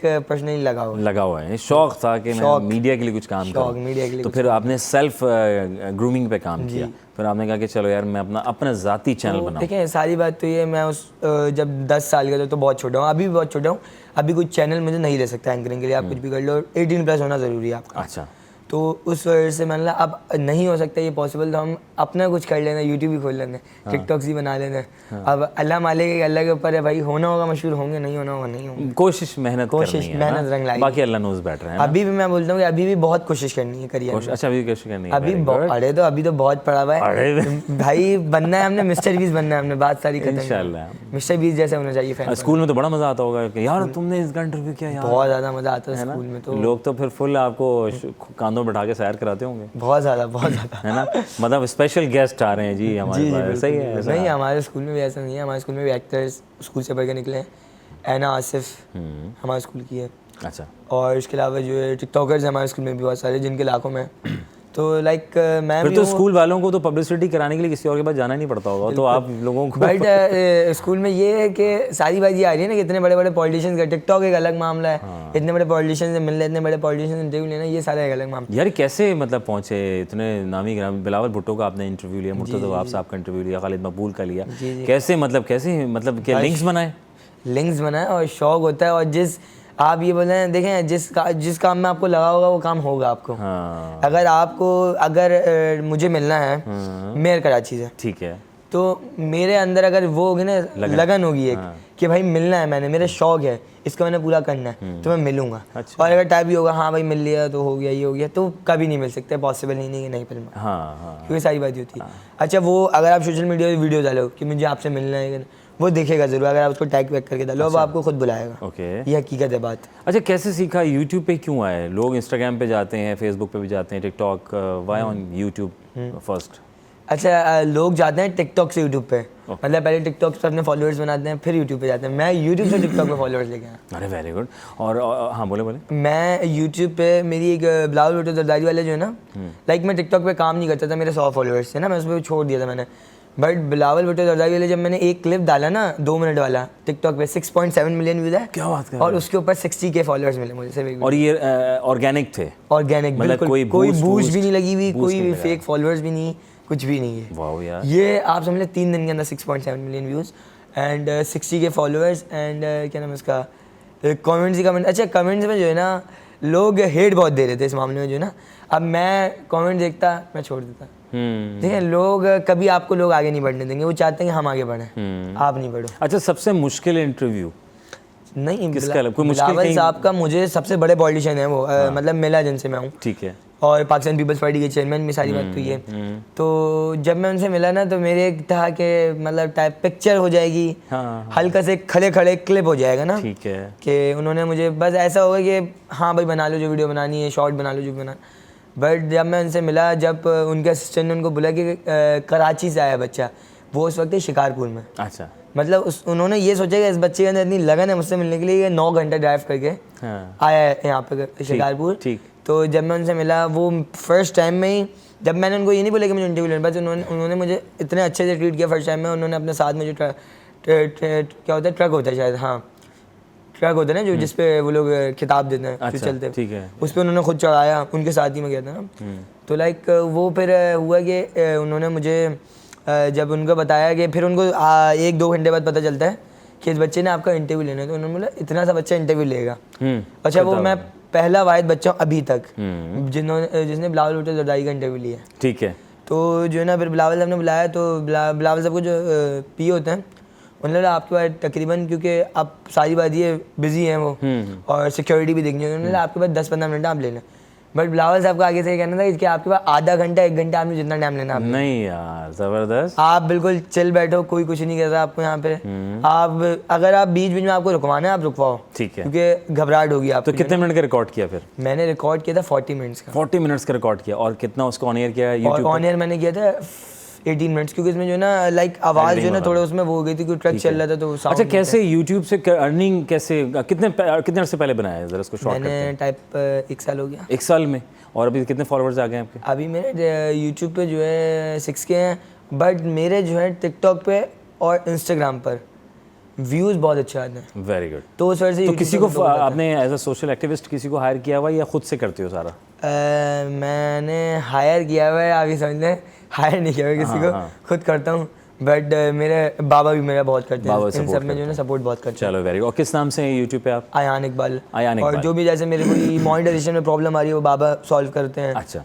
एंड किसी भी उसमें यानी बाबा जो हैं वो आपकी हेल्प करते हुए आपको आगे लेके जाते हैं। जी बिल्कुल। वेरी नाइस यार, बड़ा अच्छा लगा। अल्लाह ताला बहुत कामयाब करे आपको, और आगे भी इस तरह यूँ इंटरव्यूज़ करते रहें और अपने पाकिस्तान का नाम रोशन करें। आयान इकबाल हमारे तो थे, हमारे साथ आयान इकबाल हमारे साथ। आयान इकबाल हमारे साथ मौजूद थे, यूट्यूबर हैं, बहुत यंग हैं, 8th क्लास में पढ़ते हैं और माशाल्लाह से मेहनत कर रहे हैं और ख़ुद करते हैं, और बाबा इनको सपोर्ट करते हैं। कि कमाल की बात है यार, आपके बाबा आपको कितना चाहते हैं, आपके मम्मा आपको कितना चाहती हैं, अम्मी जान, अब्बू जान, ये बाबा, ये ज़िंदगी में बड़ा एक अहमियत है हमारे लिए। इनके बगैर ज़िंदगी बड़ी अधूरी है।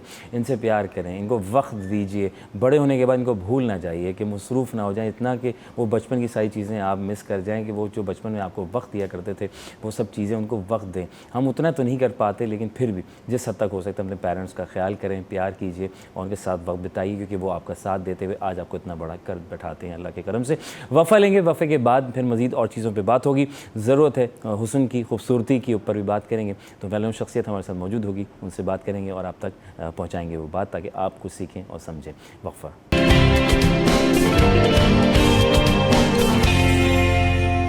Welcome back once again city at 10 आपका मेज़बान अज़हर अली बेग आप लोगों की खिदमत में हाजिर है जनाब अली। हम यहाँ हाजिर हैं, आप वहाँ हाजिर हैं और आप सिलसिले को हम बढ़ाते जा रहे हैं और बखूबी से आप उसको देखते जा रहे हैं जनाब अली, और सिलसिले को यूं ही आगे बढ़ाते बढ़ाते चीज़ों को मालूमात में इजाफा कराते हुए और टैलेंट को शो करवाते हुए अब आन पहुँचे हैं, क्योंकि ज़ाहिर है तमाम ख़वातीन जो है वो फ़रागत हासिल करने के बाद घर के सारे काम काज करने के बाद स्क्रीन के सामने बैठ जाती हैं और फिर जानती हैं कि सुबह के मॉर्निंग शो में जो है अब क्या नया आने वाला है, हमारे लिए क्या फ़ायदा। तो आज का दिन जो है ख़ास आपके लिए, वैसे तो कल भी था, कल शेफ़ आए हुए थे हमारे साथ, तो आज जो है मुनजी हमारे साथ मौजूद हैं, नामी ग्रामी शख्सियत के हामिल हैं, दुनिया भर से तालीम याफ्ता न सिर्फ बहुत सारे इन्होंने चीज़ें वो सब कुछ सीख डाली हैं और आप तक डिलीवर कर रही हैं और पाकिस्तान का नाम रोशन कर रही हैं। बहुत कुछ जानने की कोशिश करेंगे, कुछ जो सवालात उमड़ेंगे वो भी पूछेंगे और इन सभी को सीखेंगे और आप तक पहुंचाएंगे। वेलकम करेंगे। अस्सलाम वालेकुम वरहमतुल्लाह। अस्सलाम वालेकुम। आपने इतनी सारी तारीफ़ें कर दी, सुबह सुबह आंखें खुल गई कॉफ़ी के बगैर। जज़ाकल्लाह, थैंक यू वेरी मच, बहुत शुक्रिया, thank you first of all कि आप यहाँ आई और आपने वक्त दिया। कैसा गुजर रहा है सुबह सुबह? पहले सुबह बखैर या गुड मॉर्निंग? क्या अच्छा लगता है कानों को सुनने में बचपन से लेकर अब तक? काम सुबह सुबह अगर काम पे जाना हो तो दैट्स द बेस्ट, है ना, सुबह सुबह। और मैं समझता हूँ कि सुबह सुबह जो है वो काम सारे जल्दी बासानी हो जाते हैं। क्या गुड मॉर्निंग खुद ही हो जाती है अगर काम हो ना सुबह। अगर आपको सुबह उठ के ये सोचना होगा क्या करें, yes, that's the worst feeling. हाँ। अगर आपको सुबह उठ के पता हो कि लाइक आपने जल्दी जल्दी तैयार होना है और जल्दी आपको प्रोडक्टिव हो जाना है, जी हाँ, that's the best morning you can ever have. क्या बात है, ज़बरदस्त जनाब। ये तो ज़रूरी है कि हमने सुबह सुबह के आगाज़ में सारे वो काम कर डाल लीजिए जो आप करना चाहते हैं। अच्छा मुझे जी बात करें कि खूबसूरती, खैर अल्लाह का जितना शुक्र अदा किया जिस परवरदिगार ने हमें आपको खूबसूरत हमें बनाया है और हर इंसान को खूबसूरत बनाया है, कोई सीरत हो सूरत न सूरत सब है माशाल्लाह। मुख्तलिफ़ मकामात से पूरी दुनिया की सैर किया आपने और वो कुछ समा लिया है जो आप चाहती हैं कि हम आगे तक डिलीवर करें। तो पहले थोड़ा सा मुझे बताएं कि आजकल क्या चल रहा है, क्या ट्रेंड है? हमारी ख़वातीन चाहती हैं कि मैं खूबसूरत लगूँ, मुझे शादी में जाना है, मुझे किसी बर्थडे पार्टी में जाना है, किसी तो मैं क्या कलर बालों के लिए करूँ, स्किन के लिए मेरी क्या बेहतर होगा क्या नहीं होगा, थोड़े से उस पर ज़रा रोशनी डालिए प्लीज़। ठीक है, काफ़ी टाइम से हमारे यहाँ पे चल रहा है मिनिमलिस्टिक लुक। अच्छा। एक जो ड्रैग क्वीन वाला मेकअप होता था और एक जो बहुत ज़्यादा टीवी स्टिक भर भर के मुंह पे लगा के और आइवरी पूरा सबको कर देते थे, सबके सब आइवरी शेड में जाते थे, दैट्स ऑफ। अच्छा। अब ट्रेंड है मिनिमलिस्टिक। अच्छा। अब ट्रेंड है नो मेकअप लुक। ओके। तो अब नो मेकअप लुक जब आप करेंगे, जब छुपाने के लिए आपके पास कुछ नहीं है तो आपकी स्किन भी ऐसी होनी चाहिए हाँ। जो कि फ्लॉलेस हो। ठीक है ठीक है ठीक है। इयरिंग गिर गया, मैं लगा लेती हूँ साथ साथ। ज़रूरी है, तो है ना, नेचुरल ज़रूरी है। हाँ नेचुरल ज़रूरी है, वाई टू फेक। तो वो एग्जैक्टली उसी पे नेचुरल ज़रूरी है, वाई टू कवर योरसेल्फ। आपकी स्किन खुद बोलेगी yes I am healthy. Okay, ठीक है। So I recently visited Korea as it's called the hub of the great skin. तो जैसे कि हमारे यहाँ पे मशहूर है कोरियन ग्लास स्किन। यस। हाँ, वहाँ पे कोई ये नहीं है, कोई वर्ड ही नहीं है, फिर? ये हमारा बनाया हुआ है। अच्छा, हमारा जैसे ही हाँ, जैसे वो है फ्रांस में जाके फ्रेंच टोस्ट नहीं होता। Okay fine. ऐसे कोरिया में जाके they don't know what is glass skin. कहते हैं, मैंने कहा तुम लोग की जो है ग्लास स्किन, हमारी ग्लास स्किन है। So this is the word created by us, but yes they work a lot on their skin. ठीक है, 3 तरीके से अपने उस पे वो लोग काम करते हैं स्किन पे। एक वेरी गुड फूड, उनका जो खाना होता है बहुत क्लीन होता है। हमारी तरह पहले चावल की प्लेट इतनी भर के उसके ऊपर आधी एक बोटी डाल के वो थोड़ा थोड़ा करके ख्वाहिश वारी से नहीं खा लेते। उनका जो होता है मीट का portion, protein portion, that's big, that's healthy, more grilled. Fishes उनकी ऐसी होती है, जो वहाँ पे मैंने फिश खाई है ना, लाइक हमारी फिश तो हम खाते हैं like there is no chewing. ठीक है, उनकी फिश खा के like it was so thick और इट वाज सो चूई कि लग रहा था जैसे आप कुछ खा रहे हैं। अच्छा। या और ईल फिश उनकी वो जो मशहूर होती है, उसी वक्त वो लोग पकड़ के उसी वक्त वो लोग खाते हैं। That's also very healthy because आप उसकी सिर्फ एनर्जी लेवल देखें तो वो हम जो चीज़ देखें, आपकी बॉडी का 7 इयर्स में है ना, सेल जो पुराने होते हैं वो ख़त्म हो जाते हैं। So everything you are eating that's new, so every 7 years you are building a new body. तो अगर आप आज भी शुरू करते हैं ना eating healthy, so within 7 years you can be a very healthy human being with a great skin. अच्छा। तो ये तो आगे खाने पे। दूसरी उनकी स्किन केयर की जो रूटीन है वो उनको बचपन से सिखाई जाती है।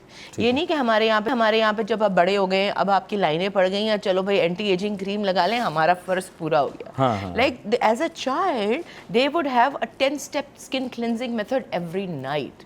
दे would spend hours at night और in the morning for their skin care routine. अच्छा, तो ये बहुत ज़रूरी है हेल्दी स्किन के लिए कि ताकि आपको मेकअप से अपनी स्किन के पोर्स क्लॉग ना करने पड़े, और आप मेकअप कर करके और अपनी स्किन को तबाह ना करें, ताकि जब हमारे औरतें 40s तक पहुंचती है तो उनकी स्किन पे इतनी पिगमेंटेशन, हमारे पे पिगमेंटेशन कितनी नॉर्मल है, जी हाँ, जी हाँ, पिगमेंटेशन इतनी ज़्यादा होती है because of the products using again and again. इससे ज़्यादा बेहतर है कि हम स्किन केयर पे आएँ। ठीक है, तो अब कोरियन स्किन की रूटीन क्या है ये मैं आपको बताऊँ। ज़रूर। सबसे पहले हम लोग सबसे पहले क्या करते हैं जाके स्किन केयर रूटीन में, क्या अपनी स्किन के ऊपर एहसान क्या करेंगे, फेस वॉश कर लेंगे। हाँ, फेस वॉश तो कर लिया, हाँ साबुन से तो नहीं धोए ना, फेस वॉश तो कर लिया, that's enough. No, the main thing to clean your pore is to use a cleansing oil. Cleansing oil, cleansing oil, क्योंकि हमारी स्किन पे जो इम्प्योरिटीज होती है ना एंड जो बैक्टीरियाज होते हैं, ठीक है, वो ऑयल सॉल्युबल भी होते हैं और वाटर सॉल्युबल भी होते हैं। सिर्फ आपने क्लेंजर से धोया तो वाटर सॉल्युबल तो निकल गया, बट जो ऑयली इम्प्योरिटीज हैं वो नहीं निकले। ठीक है, तो आप अपनी स्किन को ऑयल से साफ करेंगे, क्लेंजर से साफ करेंगे, then you will use a toner. अच्छा, ठीक है, हमें लगता है कि भाई इतना महंगा 5000 का टोनर क्यों लें हम, तो ये तो सिर्फ पानी है, वही बात नहीं। तो ये नहीं होता, जो हम फेस वॉश इस्तेमाल करते हैं ना, हमारी स्किन एल्कनाइल हो जाती है, उसको वो बैलेंस करती है। जब तक बैलेंस नहीं होगी आपकी स्किन में शाइन नहीं आएगी। ठीक है, फिर वो लोग इस्तेमाल करते हैं स्किन एसेंस।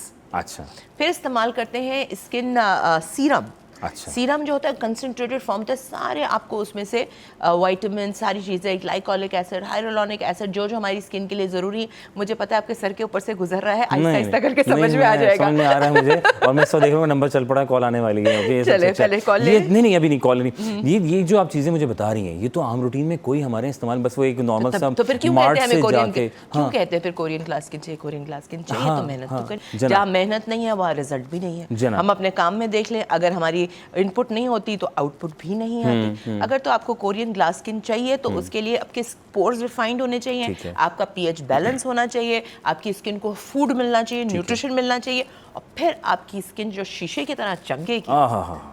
फिर आप बोलेंगे, लोग बोलेंगे क्या बात है। तो इसके लिए अच्छा, हमारे तो घरेलू टोटके बड़े चलते हैं ना पाकिस्तान में, तो क्योंकि आप तो इंटरनेशनल सतह होकर आई, तो ज़ाहिर है आपका एक्सपीरियंस है कि जो आप तक हम डिलीवर करने की कोशिश करें। क्योंकि मैं जो ये जो कह रही थी कि इधर उधर से गुजर रही है, वो हकीकत बिकॉज ऑफ कि हमारे दादी अम्मियाँ वगैरह, वो कोई सर्दियाँ आ गई तो जनाब वो लेमन का इस्तेमाल कुछ मिक्स कर लो, एलोवेरा लगा लें, टमाटर स्किन वगैरह, वो सब चीज़ें मैंने भी बचपन में बहुत किया। बचपन से आई वाज दैट चाइल्ड के मम्मी का भी इंतजार करती थी, मम्मी मैंने ना टमाटर पीस के रख लिया है, मैंने ना टोनर की जगह दैट गुलाब का पानी इज द बेस्ट। अच्छा, हाँ, तो मैं गुलाब का पानी भी फ्रेश निकाल के रखा हुआ है, चलें आप फ्री होंगे फिर हम लोग करेंगे। So that was I was that kind of child. मुल्तानी मिट्टी अगर ऑयली स्किन है तो अच्छा। तो अलग अलग स्किन के लिए भी नहीं कि जो भी नेचुरल चीज़ है वही हमारी स्किन के लिए हर किसी के लिए अच्छी है। आपको हर चीज़ में स्टडी करनी है, टाइम देना है। हाँ, अच्छा, तो घर की चीज़ें भी इस्तेमाल कर सकते हैं। फ्रांस मिट्टी भी चल रही है, बता रही है। फ्रांस मिट्टी चल रही है? अच्छा, तुमने इस्तेमाल किया है? वो तो धूल होगी। वो धूल हमारे यहाँ तो धूल मिट्टी कराची में माशाल्लाह इतनी सारी है, उसी से हो जाती है हमारी स्किन, उससे सारी खूबसूरत बन जाती है। अच्छा, प्लीज, तो ग्लास स्किन के लिए then comes the skin cream, and after that the most important thing the sunblock. मैंने जब वहाँ पे कोरियन ग्लास स्किन फेशियल सीखा था जी, तो सीखते सीखते शाम के 6 बज गए थे, तो मैंने अपनी उसने कहा कि now put the sun cream because already 6 o'clock the sun is already gone, so why are we chasing the sun? तो बोला no, it's not only for the sun, it's a skin barrier.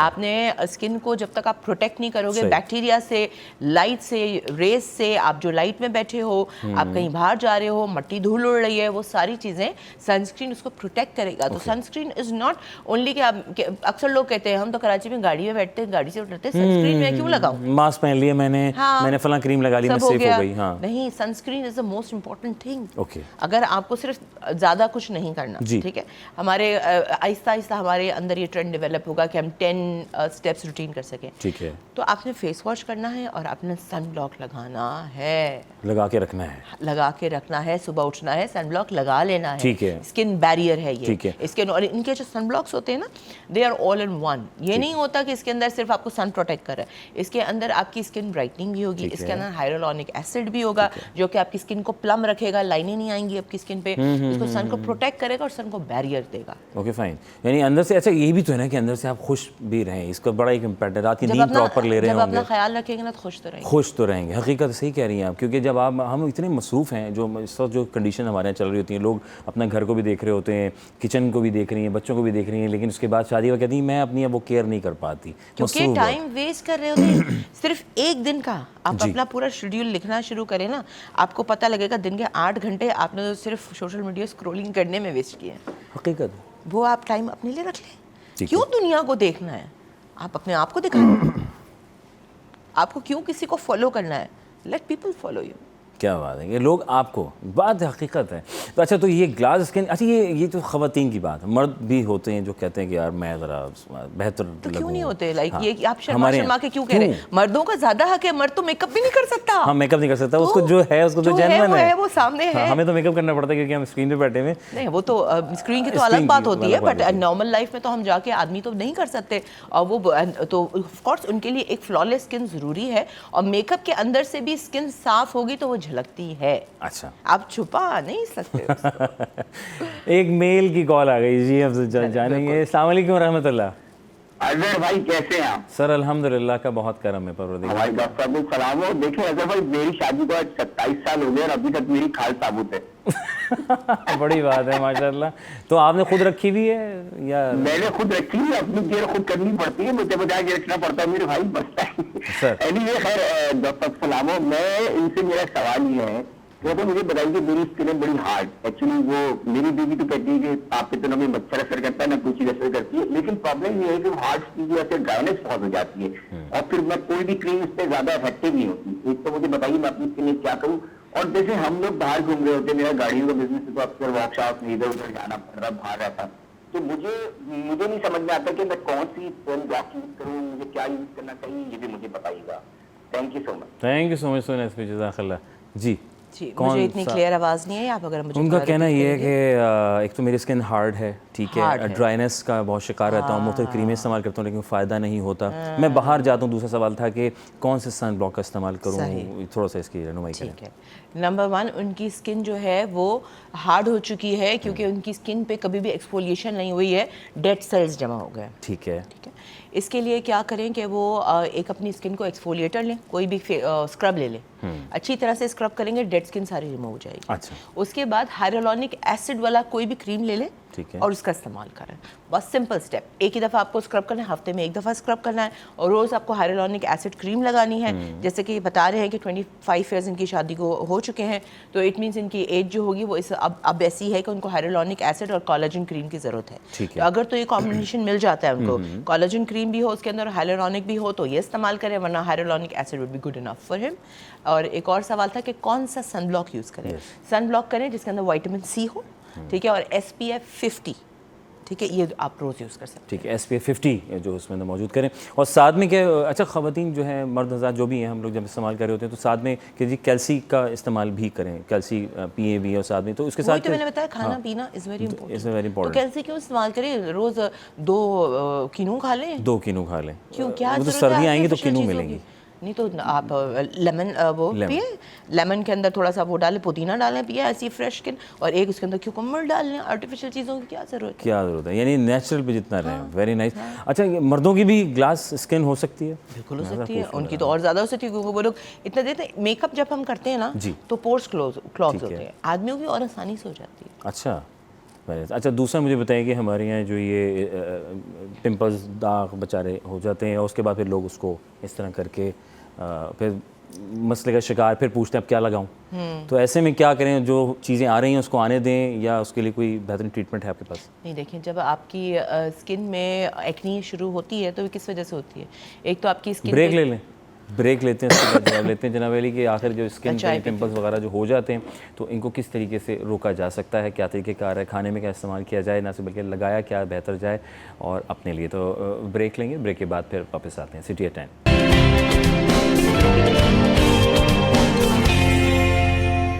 Once again city at 10 आपका मेज़बान Azhar Ali bag अपनी खिदमत में हाजिर है जनाब अली। हम यहाँ हाजिर हैं, आप वहाँ हाजिर हैं और हम खूबसूरती के ऊपर बात कर रहे हैं कि अपनी स्किन को कैसे बचाएं। और ये जो पिंपल्स हम जो ब्रेक से पहले थे कि पिंपल्स का निकल आना बन जाना, और फिर अक्सर लोग बैठ के बातों बातों में उसको ऐसे कर देते हैं और खुरच देते हैं और उसके बाद फिर कहते हैं ओहो ये क्या हुआ, मैं तो अब ये डॉट्स पड़े गए, दाग पड़ गए हैं। तो मुन्ना जी इस पर क्या रोशनी डालें ज़रा, इस पर क्या करें जो हमारे नौजवानों के ये दाग धब्बे शब्बे और ये चीज़ें? देखिए, सबसे पहले तो लोग समझते हैं हमारी उम्र एक ये टीनेज की आई है तो दाने तो होंगे, ठीक है। उसको एक्सेप्ट करना शुरू कर दिया है। दाने जो है एक सिम्टम है ये बताने के लिए कि आपकी बॉडी के अंदर आप गलत चीज़ें डाल रहे हैं, आप टॉक्सिन्स बन रहे हैं, आप इतना जंक फूड डाल रहे हैं, आप हेल्दी नहीं खा रहे हैं, ये एक सिम्टम है। ठीक है, तो आपको इसको फ़ौरन इसका एक्शन लेना चाहिए। आपको fruits, vegetables, salad is very important कि आपकी स्किन जो है वो ब्रेकआउट ना करे। अब ब्रेकआउट कर रही है, उसके लिए क्या हल है?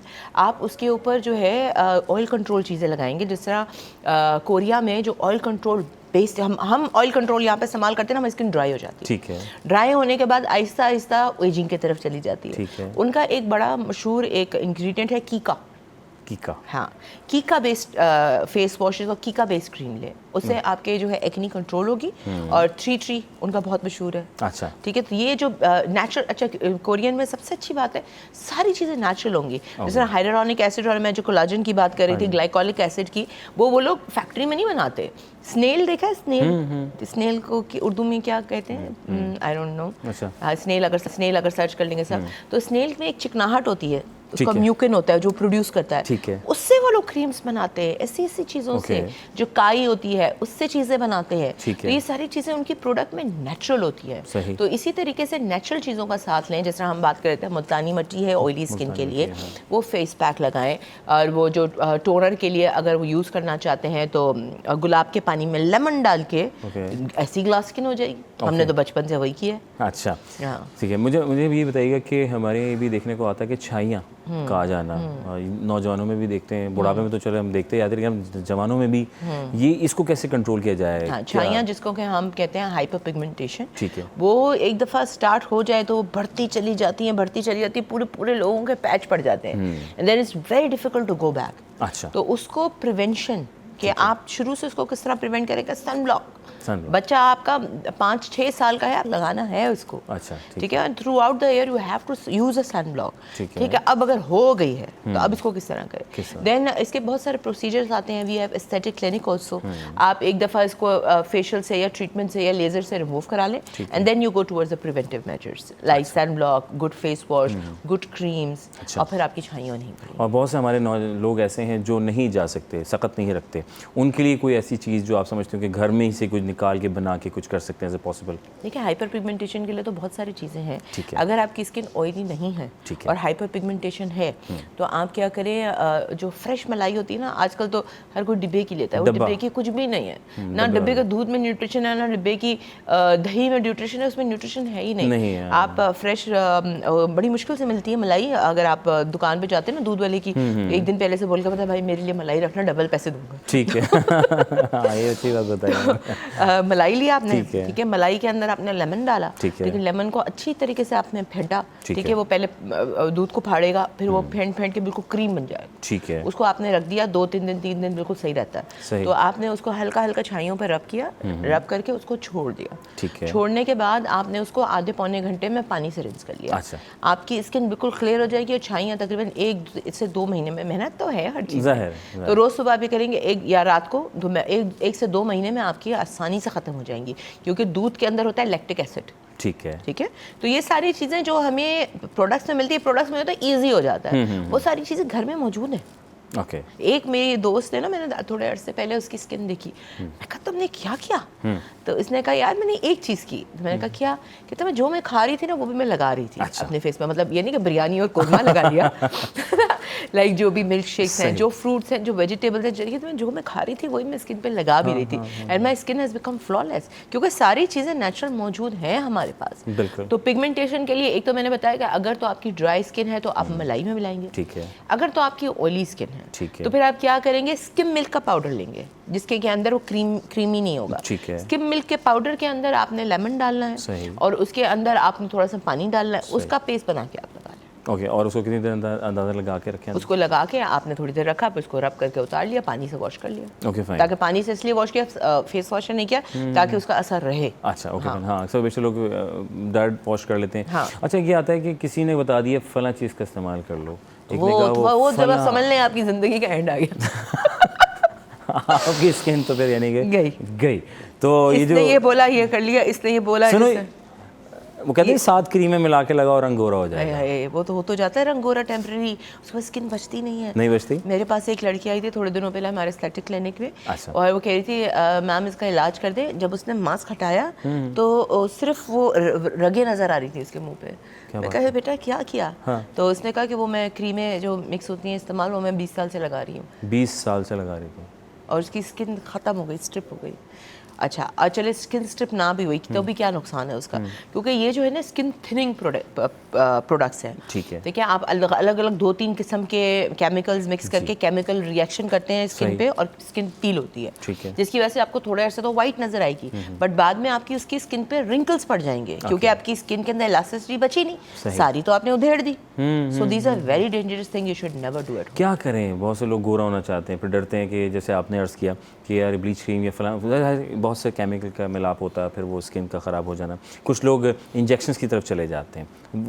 मतलब क्या कोई मेडिसिन, कोई ऐसी चीज़ कि फिर भी मुझे गोरा होना है, मैं क्या करूँ, मुझे अच्छा लगना है, तो कोई रास्ता? तो आपको किसने कहा कि सिर्फ गोरा ही अच्छा होता है? ये किसने कहा है? ठीक है। ये किसने कहा है? पहले मुझे ये बताएं। हर कलर जो खुदा का बनाया हुआ कलर है वो खूबसूरत है। जिस तरह हर किसी का फिंगरप्रिंट अलग है, इस तरह हर किसी का कलर भी अलग है। चाहे वो गोरा हो या काले हो, उनके अंडरटोन्स इतने खूबसूरत होते हैं वो आपकी बॉडी और आपके बालों के हिसाब से होते हैं। अगर आप उसी को इन्हेंस करें, उसी को ख़राब ना होने दें, you are the most beautiful person in the world. You don't have to compete with anybody else. आपको सोशल मीडिया पे किसी को देख के उसके जैसा लगने के लिए आपको दवाइयाँ, इंजेक्शंस, आपको में और आपको अपने आप को ख़राब करने की ज़रूरत नहीं है। आप सिर्फ अपनी स्किन का ख्याल रखें, जो आपको नेचुरल आपका स्किन का कलर, जो आपकी बॉडी का कलर है, उसी से आप उसको मैच कर लें। You the most beautiful person, an authentic person. हकीकत है। और हमारे पाकिस्तान में जो है लोग गोरा होना चाहते हैं और एक पतला होना चाहते हैं, और मेरे बाल अच्छे हो जाएं, मैं क्या करूँ? देखिए पतला होना जो है, अगर आप लैक ऑफ डिसिप्लिन की वजह से मोटे हो रहे हैं, ठीक है, अगर आप ओवर ईटिंग की वजह से हो रहे हैं, दैट्स फाइन। अगर आपका बॉडी शेप ऐसा है, if you are born big, या आपको कोई हार्मोनल प्रॉब्लम है जिसकी वजह से आपका वेट गेन हो रहा है, तो be confident in whatever you are. एक ब्यूटी ही एक्सपेक्ट नहीं है आपकी ज़िंदगी का, एक एक्सपेक्ट है। आपकी ज़िंदगी के बहुत सारे और पहलू हैं। आपका काम है, आपके बच्चे हैं, आपके हस्बैंड हैं, उन सब की कामयाबी भी आपको एक कामयाब इंसान बनाती है, सिर्फ आपकी खूबसूरती नहीं बनाती। जब आप चीज़ों में कामयाब होते हैं ना, आप वैसे ही लोगों को खूबसूरत लगते हैं। आपकी आंखों में जो लाइट होती है, जो कॉन्फिडेंस होता है, वो आपको सबसे खूबसूरत बनाता है। Agree with you. लोग हमारे यहाँ जो है ना, वो आपने सही फरमाया कि हमारे लोग मोबाइल फ़ोन्स देख रहे होते हैं, यार ये कितनी अच्छी लग रही है, ये फला आर्टिस्ट कितनी अच्छी लग रही है, तो उनको नहीं पता होता कितने फ़िल्टर्स और कितना काम हुआ उनके ऊपर। ऐसा ही है। तो और उसके बाद फिर अपने फ़िल्टर लगा रहे होते हैं, बेतहाशा मेकअप, और मेकअप भी अपनी मर्ज़ी का होता है। तो अच्छा, ये हमारे यहाँ कोई ऐसे कोई इदारा ऐसा नहीं है जो लोगों को समझाए बताए कि जैसे हमारे यहाँ कि भाई ये चीज़ आपके लिए बेहतर है, इस उम्र में क्या, हम तो बचपन से ही जनाब अली खूबसूरत लगने के लिए बेतहाशा क्रीमों का इस्तेमाल करना, मेकअप का इस्तेमाल करना, अम्मा का मेकअप उठाया, अम्मा का पफ उठाया और मुँह फेस पे लगा दिया, किसी का पफ उठाया, किसी का ब्रश उठाया और बैक्टीरिया लगा लिया। प्लीज़ ज़रा रोशनी डालें, इस पर स्किन पे क्या मसले पड़ते हैं, ज़रा आपके लिए बड़ा फ़ायदेमंद होगा प्लीज़। देखिए सबसे पहले तो हम सैलून्स भी जाते हैं, तो हम सैलून जाते हैं, सबसे पहले तो हम ये भी नहीं चेक करते कि जो हमारे ऊपर ब्रशेज़ यूज़ हो रहे हैं, जो स्पंज यूज़ हो रहे हैं, जो हेयर ब्रशेज़ यूज़ हो रहे हैं, वो स्टरलाइज हैं भी कि नहीं। ठीक है। अब आपको नहीं पता कि आपके साथ क्या यूज़ हो रहा है, तो आप हमेशा एक अपने पास अल्कोहल स्प्रे रखें, जो कि आराम से मिल जाता है। सैनिटाइज़र स्प्रेज मिल जाते हैं, अल्कोहल स्प्रे मिल जाता है। जो भी आपके पास मेकअप हो रहा है, आप लोग टीवी में सुबह जाते हैं मेकअप रूम में, आपको नहीं पता कि वो ब्रशेज़ साफ़ हैं सही तरीके से नहीं, तो हमेशा उसको अपने हाथ से स्टरलाइज करें और यूज़ करें, ताकि आपकी स्किन पर किसी और का बैक्टीरिया ना लगे। ठीक है। क्योंकि इससे बहुत सारी बीमारियाँ होती हैं। और सेकेंडली कि आप जो है अपनी चीज़ों को भी बहुत क्लीन रखें। ये नहीं कि एक आपका जो स्पंज है, ब्यूटी ब्लेंडर, वो 200 साल से वही चला आ रहा है और उसके हर किस्म का गंद लगा हुआ है, क्योंकि उसके ऊपर बैक्टीरिया ग्रो होता है, हल्का नम होता है ना, वो डैम्प होता है, तो बैक्टीरिया उसके अंदर ग्रो होता है। तो it's very important to keep your things clean. ठीक है। स्किन की कोई भी डिजीज़ हो जाती है, तो तो उसके लिए हमारे भाई का सवाल है कि कोई इन्फेक्शन हो जाता है, किसी मेकअप का रिएक्शन हो जाए, तो उसके लिए आपके पास आएँ या किसी डर्माटोलॉजिस्ट के पास रुख करें? We have the aesthetic clinic also, हमारे पास डर्माटोलॉजिस्ट भी होते हैं। Very nice. या so of course they can come to us. Our dermatological our aesthetic clinic is open both for men and women. Our salon is only for women. So जो हजरात अपनी skin को दिखाने के लिए हमारे पास आना चाहते हैं या हमारे पास से ब्यूटी प्रोडक्ट कोरियन कोई लेना चाहते हैं, they can come for their consultation and they are most welcome. Very nice. ये तो मसला ही आसान हो गया कि कोरियन, अब सवाल लोगों का होता है कि कोरियन की तो बातें हो रही हैं, मिलेगा कहाँ से? तो यहाँ से मिल सकता है। एग्जैक्टली मतलब मैं जब गई थी ये ग्लास स्किन सीखने, तो मुझे यही था कि यार मैंने सीख तो लिया, बट अब लोगों तक पहुँचाएंगे कैसे? सही। क्योंकि अब इंसान को, I have been in this field for past 20 years, माशाल्लाह। so now I want to give something back to the society. Though it's very difficult to get those things, और इतना सोचना कि कौन सी स्किन के लिए क्या पाकिस्तान में क्या प्रॉब्लम्स है, उस हिसाब से इसको टेलर करना, but it becomes, I feel it's a responsibility of ours that हम पाकिस्तान के लिए कोई ऐसी चीज़ करें कि जो उनकी स्किन के लिए अच्छा हो। हकीकत है। और हम ये भी देखते हैं कि ख़वातीन या जो नौजवान या यूथ है हमारी, वो यूट्यूब को देखकर मेकअप और फिर वो ढूंढती है वो चीज़ें कहाँ से मिलेंगी, फिर वो रुख कर रहे होते हैं। फिर एक बात याद आती है, हमारे यहाँ मौसमियाती तब्दीलियाँ बहुत देखी जाती हैं। हम कहते हैं यार फ़लाँ यार उस वहाँ बाबा गए थे, कनाडा गए थे, वहाँ से शैम्पू ले आए, वो यूके गए, सऊदी अरब गए और वहाँ से जाके वो फ़लाँ शैम्पू का फिर क्रीम का इस्तेमाल किया, मैं तो ये तो मुझे सूट ही नहीं किया, क्योंकि वो एनवायरनमेंट चेंज हो जाता है। फ़ाइन। तो मतलब है कि हम जो है वो बाहर से चीज़ें ला के इस्तेमाल ना करें, जो हमारे यहाँ है ये हमारे मुनासबत से वो चीज़ों का इस्तेमाल करते पहले हैं। आप रिसर्च करें, बाहर से भी लेनी तो ले सकते हैं, बट ऐसे मुल्कों का लें जो कि हमारे इन्वायरमेंट से टैली करते हैं, हमारे इन्वायरमेंट की तरह के हैं, या उसके ऊपर लिखा हुआ हो कि इस चीज़ के लिए। फॉर एग्जांपल अगर आप कोई बेस लेंगे यूरोप के किसी ठंडे कंट्री से, ठीक है, तो अगर आप यहाँ पे लगाएंगे तो बह जाएगा। इस तरह स्किन केयर जो हमारी स्किन के लिए नहीं है और आपको नहीं पता कि हमारी स्किन पे चलेगी कि नहीं चलेगी, तो वो हमारे स्किन पर सूट नहीं करेगी, रिएक्ट कर जाएगा। तो यही चीज़ें जब आप बाहर से आप फॉर्मुलेट करवाते हैं और प्रोडक्ट्स लेते हैं, तो ये हमारा फ़र्ज़ बनता है कि हम ऐसी चीज़ें करें जो हमारे इन्वायरमेंट के हिसाब से। Very nice. जनरली वफ़ा बहुत ज़रूरी है, काम की चीज़ें आप तक पहुँचाने की भरपूर कोशिश कर रहे हैं और कुछ सीख रहे हैं, सिखाने तक की बात हो रही है। वफ़ा लेंगे, वफ़े के बाद दोबारा हाज़िर खिदमत होंगे सिटी एट 10।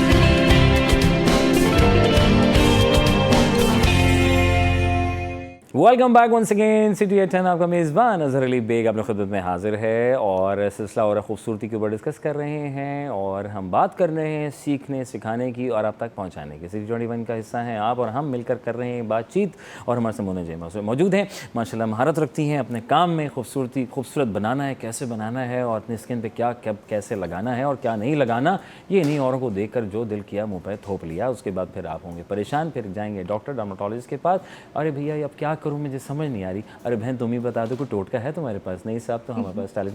मैडम हम बात कर रहे थे स्किन के ऊपर, अब थोड़ा सा हम रुख करते हैं कि थोड़ा बालों को, ज़ाहिर है इसके बाद खूबसूरती हमारी सबसे बात। हमारे यहाँ नौजवान बच्चियाँ हैं, ख़वातीन जो शादी ब्याह का रुख करती हैं, तो मेरे बाल बड़े अजीब से हो रहे हैं, मैस हो रहे हैं, तो मैं ख्याल से मैं इसको स्ट्रेटनिंग करवा लूँ। स्ट्रेट एक ही हल है सबके पास, स्ट्रेट केमिकल लगा लें, बिल्कुल खींच के बालों को अपने नेचुरल टेक्सचर को ख़त्म करके बिल्कुल उसको स्ट्रेट कर दें, घोड़े के बालों की तरह। क्यों सवाल है क्यों, मैंने पहले पूछा। मैं अच्छा लगना चाहती हूँ, मैं अच्छा लगना चाहती हूँ। तो आपके अपना बाल टेक्सचर क्या खूबसूरत नहीं होता? आपका अगर हल्का सा वेव है, आप देखिए फ्रिज जो होता है वो बुरा लगता है, फ्रिज कंट्रोल की चीज़ें इस्तेमाल करें, ठीक है। अगर आपका बाल कर्ली है, दैट्स लाइक स्ट्रेटमेंट। आपने कभी किसी बाहर वाली किसी कर्ली बालों वाली मॉडल को देखा है? उसने पकड़ के अपने बाल स्ट्रेट कर दिया, कितने खूबसूरत लगते हैं उनके कर्ली बाल होते हैं, एनहांस्ड होते हैं, सॉफ्ट कर्ल्स होते हैं, बाउंसी होते हैं। अपने टेक्सचर से, अपनी स्किन से, अपने आप से प्यार करना सीखे। ये रहना नहीं चाह रहा, इसको हटा दो। अच्छा, दूसरा मुझे बताएं कि हमारे ब्लो ड्राई का बेजा इस्तेमाल, आयरन हम इस्तेमाल करते हैं अक्सर, तो मैंने ये भी देखा है कि वो इस्त्री डायरेक्ट वो होती थी पुराने ज़माने में। जी अच्छा प्लीज़। हाँ, मैंने देखा था जब मैं एज ए इंटर्न गई थी किसी सैलून में, when I was working after my courses, तो वहाँ पे एक लड़की आई, इसने कहा नहीं यार मुझे ब्लो ड्राई से मज़ा नहीं आता, तो ओनर ने कहा जाओ इस्त्री लेके आओ। मैंने कहा ये क्या? फिर उन्होंने पीछे टेबल रखी, फिर एक नीचे गीला टॉवल रखा। अच्छा। गीले टॉवल रखे, उसके ऊपर इसको बाल इस्त्री किए। मैं बोला ओ माय गॉड, बाल बोल नहीं सकते तुमको ऐसे जलाते हैं। अल्लाह अकबर। तो अच्छा, उसके बाद आयरन आई है बड़े बाद, हमने तो स्त्री पहले ही देख ली थी। पहले इससे आपने देखी थी, तो फिर आपने भी ट्राई किया? नहीं किया। अच्छा मुझे बताएं कि डायरेक्ट यूज़ कर लें या कोई टोनर शोनर, कोई क्रीम शेम? It's always better to put hair protection spray, ठीक है, ठीक है, उससे प्रोटेक्ट होता है थोड़ा बहुत, बट ये कि लाइक 50-70% तक प्रोटेक्ट हो जाता है। अक्सर वैसे हम देखते हैं न्यूज़ एंकर्स हमारे यहाँ होती हैं, न्यूज़ कास्टर्स होते हैं, वो इस्तेमाल कर रही होती हैं और उनके फिर बालों में कर्ल आना शुरू हो जाता है क्योंकि रोज़ाना की बुनियाद पर। तो रोज़ाना बुनियाद उसको सेव करने, जो लोग रोज़ इस्तेमाल करते हैं और मजबूरी भी अगर हो तो उसको सेव कैसे बनाया जाए? आप बालों में कैरेटीन करवा लें। ओके, कैरेटीन जो होता है उसका नुकसान इसलिए नहीं है कि देखिए आपको पता है रिबॉन्डिंग और जो स्ट्रेटनिंग होती है वो क्या होता है? नहीं पता ना? प्लीज़। हाँ, अच्छा, रिबॉन्डिंग जो होती है आपके बालों के अंदर बॉन्ड है, ठीक है, ठीक है, जो कि उसको कर्ल बनाएगा या उसको स्ट्रेट रखेगा, ये वेवी रखेगा। नेचुरल हमारे बालों में बॉन्ड है। अच्छा, हम उसको केमिकल लगाकर उस बॉन्ड को तोड़ते हैं, ठीक है, उसको तोड़ के दोबारा उसके ऊपर उसको आयरन से स्ट्रेट करके उसको फिक्स कर देते हैं कि अब तुम्हें यहीं पे रहना है, ठीक है, ठीक है।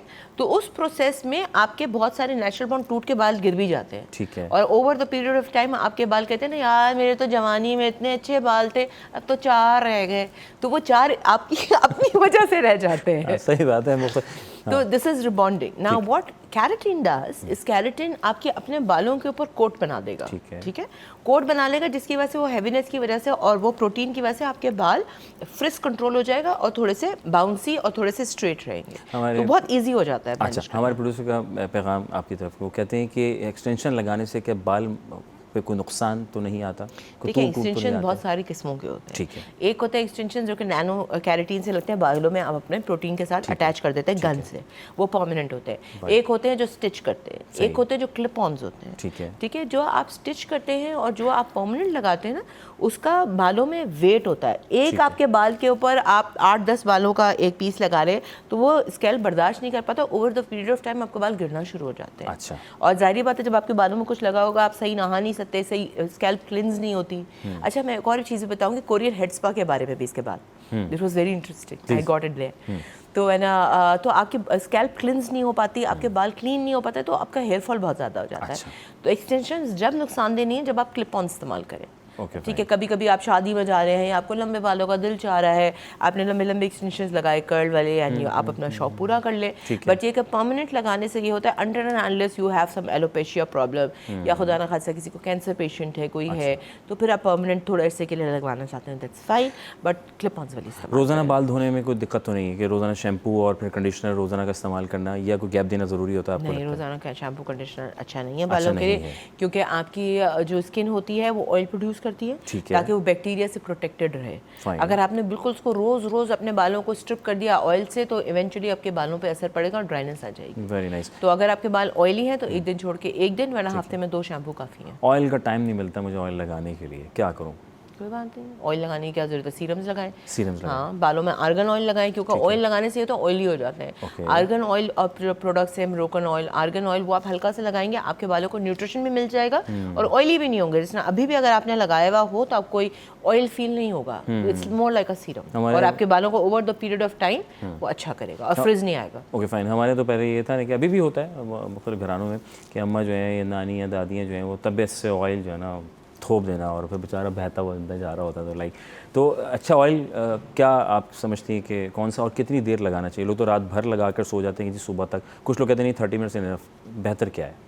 देखिए, ऑयल आपकी स्किन के अंदर तो नहीं जाता ना, ऑयल का क्या फ़ायदा है, सिर्फ मसाज। तो मसाज आप तो किसी भी चीज़ से कर सकते हैं। मसाज के लिए ज़रूरी नहीं आप ऑयल लगाएं। Oil has nothing to do with the good hair growth. अच्छा, जो आप मसाज से स्टिमुलेट करते हैं ना स्कैल्प को, वही उसी का फ़ायदा, ऑयल का कोई फ़ायदा नहीं है। ठीक है। ऑयल उन ऑयल का फ़ायदा है जैसे कि आर्गन ऑयल है, जैसे मोरोकन ऑयल है, जबोबा ऑयल है, ठीक है, वो आपके बालों में जब लगता है तो वो आपके बालों को न्यूट्रिशन देता है। बाकी सारे जितने भी ऑयल है वो अंडा फ्राई करने के लिए। Okay fine. आप गई कोरिया, ठीक है, सैर किया आपने, देखा, नहीं सैर के बहुत काम किया। क्या बात है भाई, माशाल्लाह भाई, ज़ाहिर काम आपने किया, अल्लाह ताला आपको बहुत कामयाब करे। हाँ, सबसे पहले तो एक बैरियर आया होगा लैंग्वेज का, तो ये इसको कैसे आपने लाइक वो समझा रही है, बता रही हैं, क्लासेस भी चल रही हैं, तो वो लाइक किस तरह, मतलब कोई ट्रांसलेटर रखा हुआ था आपने? यार ये तो मुझे सारी चीज़ें पहले पता ही नहीं थी। अच्छा। लेकिन क्लासेस में जब तक जाना होता था तो मैं तो टैक्सी में चली जाती थी, जब जितने भी पैसे खर्च होते हैं अब आए काम के लिए, सही बात। तो वो सही हो जाता था। अच्छा। उसको ट्रांसलेटर के थ्रू समझाती थी। ठीक है। एक दिन मेरे पास फ्री था। अच्छा। मैं कहा अब मैं ज़्यादा टैक्सी में पैसे वेस्ट नहीं करती, मैं तो आज तो सिर्फ घूम रही हूँ, तो है ना मैं आज मेट्रो में चला जाती हूँ। ठीक है। सबसे पहले तो मैं गई मेट्रो में, यूएस में जाते हैं आप, यूरोप में जाते हैं तो कार्ड ही होता है आपके पास, कैश की जरूरत ही नहीं होती। तो मेरे पास डॉलर्स थे और मेरे पास कार्ड था, वॉन थे नहीं मेरे पास। तो मैं गई उधर ट्रेन स्टेशन पे, तो वहाँ पे तो कैश के अलावा एक्सेप्ट ही नहीं हो रहा था। तो मैंने बोला अच्छा ये भी होता है यहाँ पे। तो फिर मैंने बोला कि बाहर जाऊँ, बाहर जाके किसी बैंक से पैसे कैश कराऊँ। तो अब हर जगह कोरियन में जैसे इनिशियल्स तो लिखे हुए हैं IBK, EDK। अब मुझे समझ में नहीं आ रहा, इतनी सारी बिल्डिंगों में शॉपिंग मॉल है, बैंक है, क्या है, समझ ही नहीं आ रहा। तो मैंने कहा कहाँ जाऊँ, कोई कुछ समझ में नहीं आ रहा।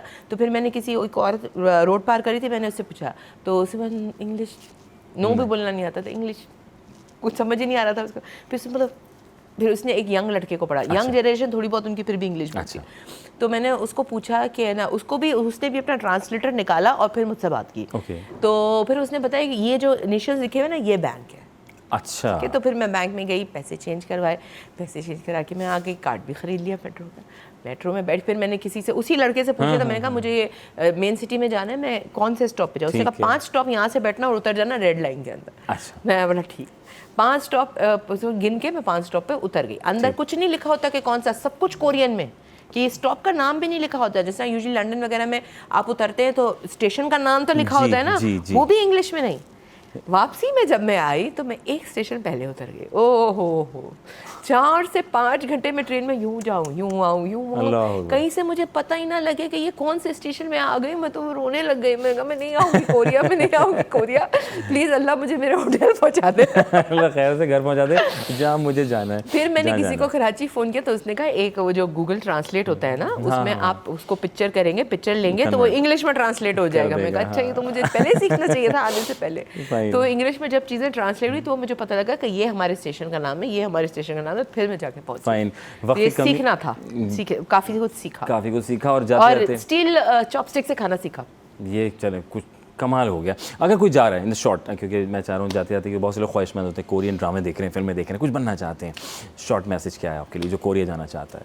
जो कोरिया जाना चाहते हैं वो ज़रूर जाएं, क्योंकि हमने इनका कल्चर, इनके अखलाक, इनकी मेहमान नवाजी जो मैंने देखी है, दैट्स कमेंडेबल। इतनी हेल्प करते हैं कि लोग, अगर आप किसी से ये भी हेल्प मांगोगे यार मैं यहाँ पे नहीं जा सकता, वो आपको छोड़ के आएंगे, साथ बता के आएंगे कि आपको ये करना है, ये करना है, ये करना है। The people are amazing, the environment is amazing and you learn a lot, और एक आपकी ज़िंदगी में फ्रेशनेस आ जाएगी। थैंक यू वेरी मच, जज़ाकल्लाह कि आप तशरीफ़ फरमा हुई। मुन्ना जी हमारे साथ मौजूद थी और हमसे कुछ सीख आप तक पहुंचा रहे थे, डिलीवर करने की कोशिश कर रहे थे। यकीनन आपको उम्मीद है कि आपने बहुत कुछ सीख लिया होगा। ज़िंदगी रही फिर होगी मुलाकात। City at 10 में अपने मेज़बान अज़हर अली को दीजिए इजाज़त। पाकिस्तान जिंदाबाद। अल्लाह ने के बाद।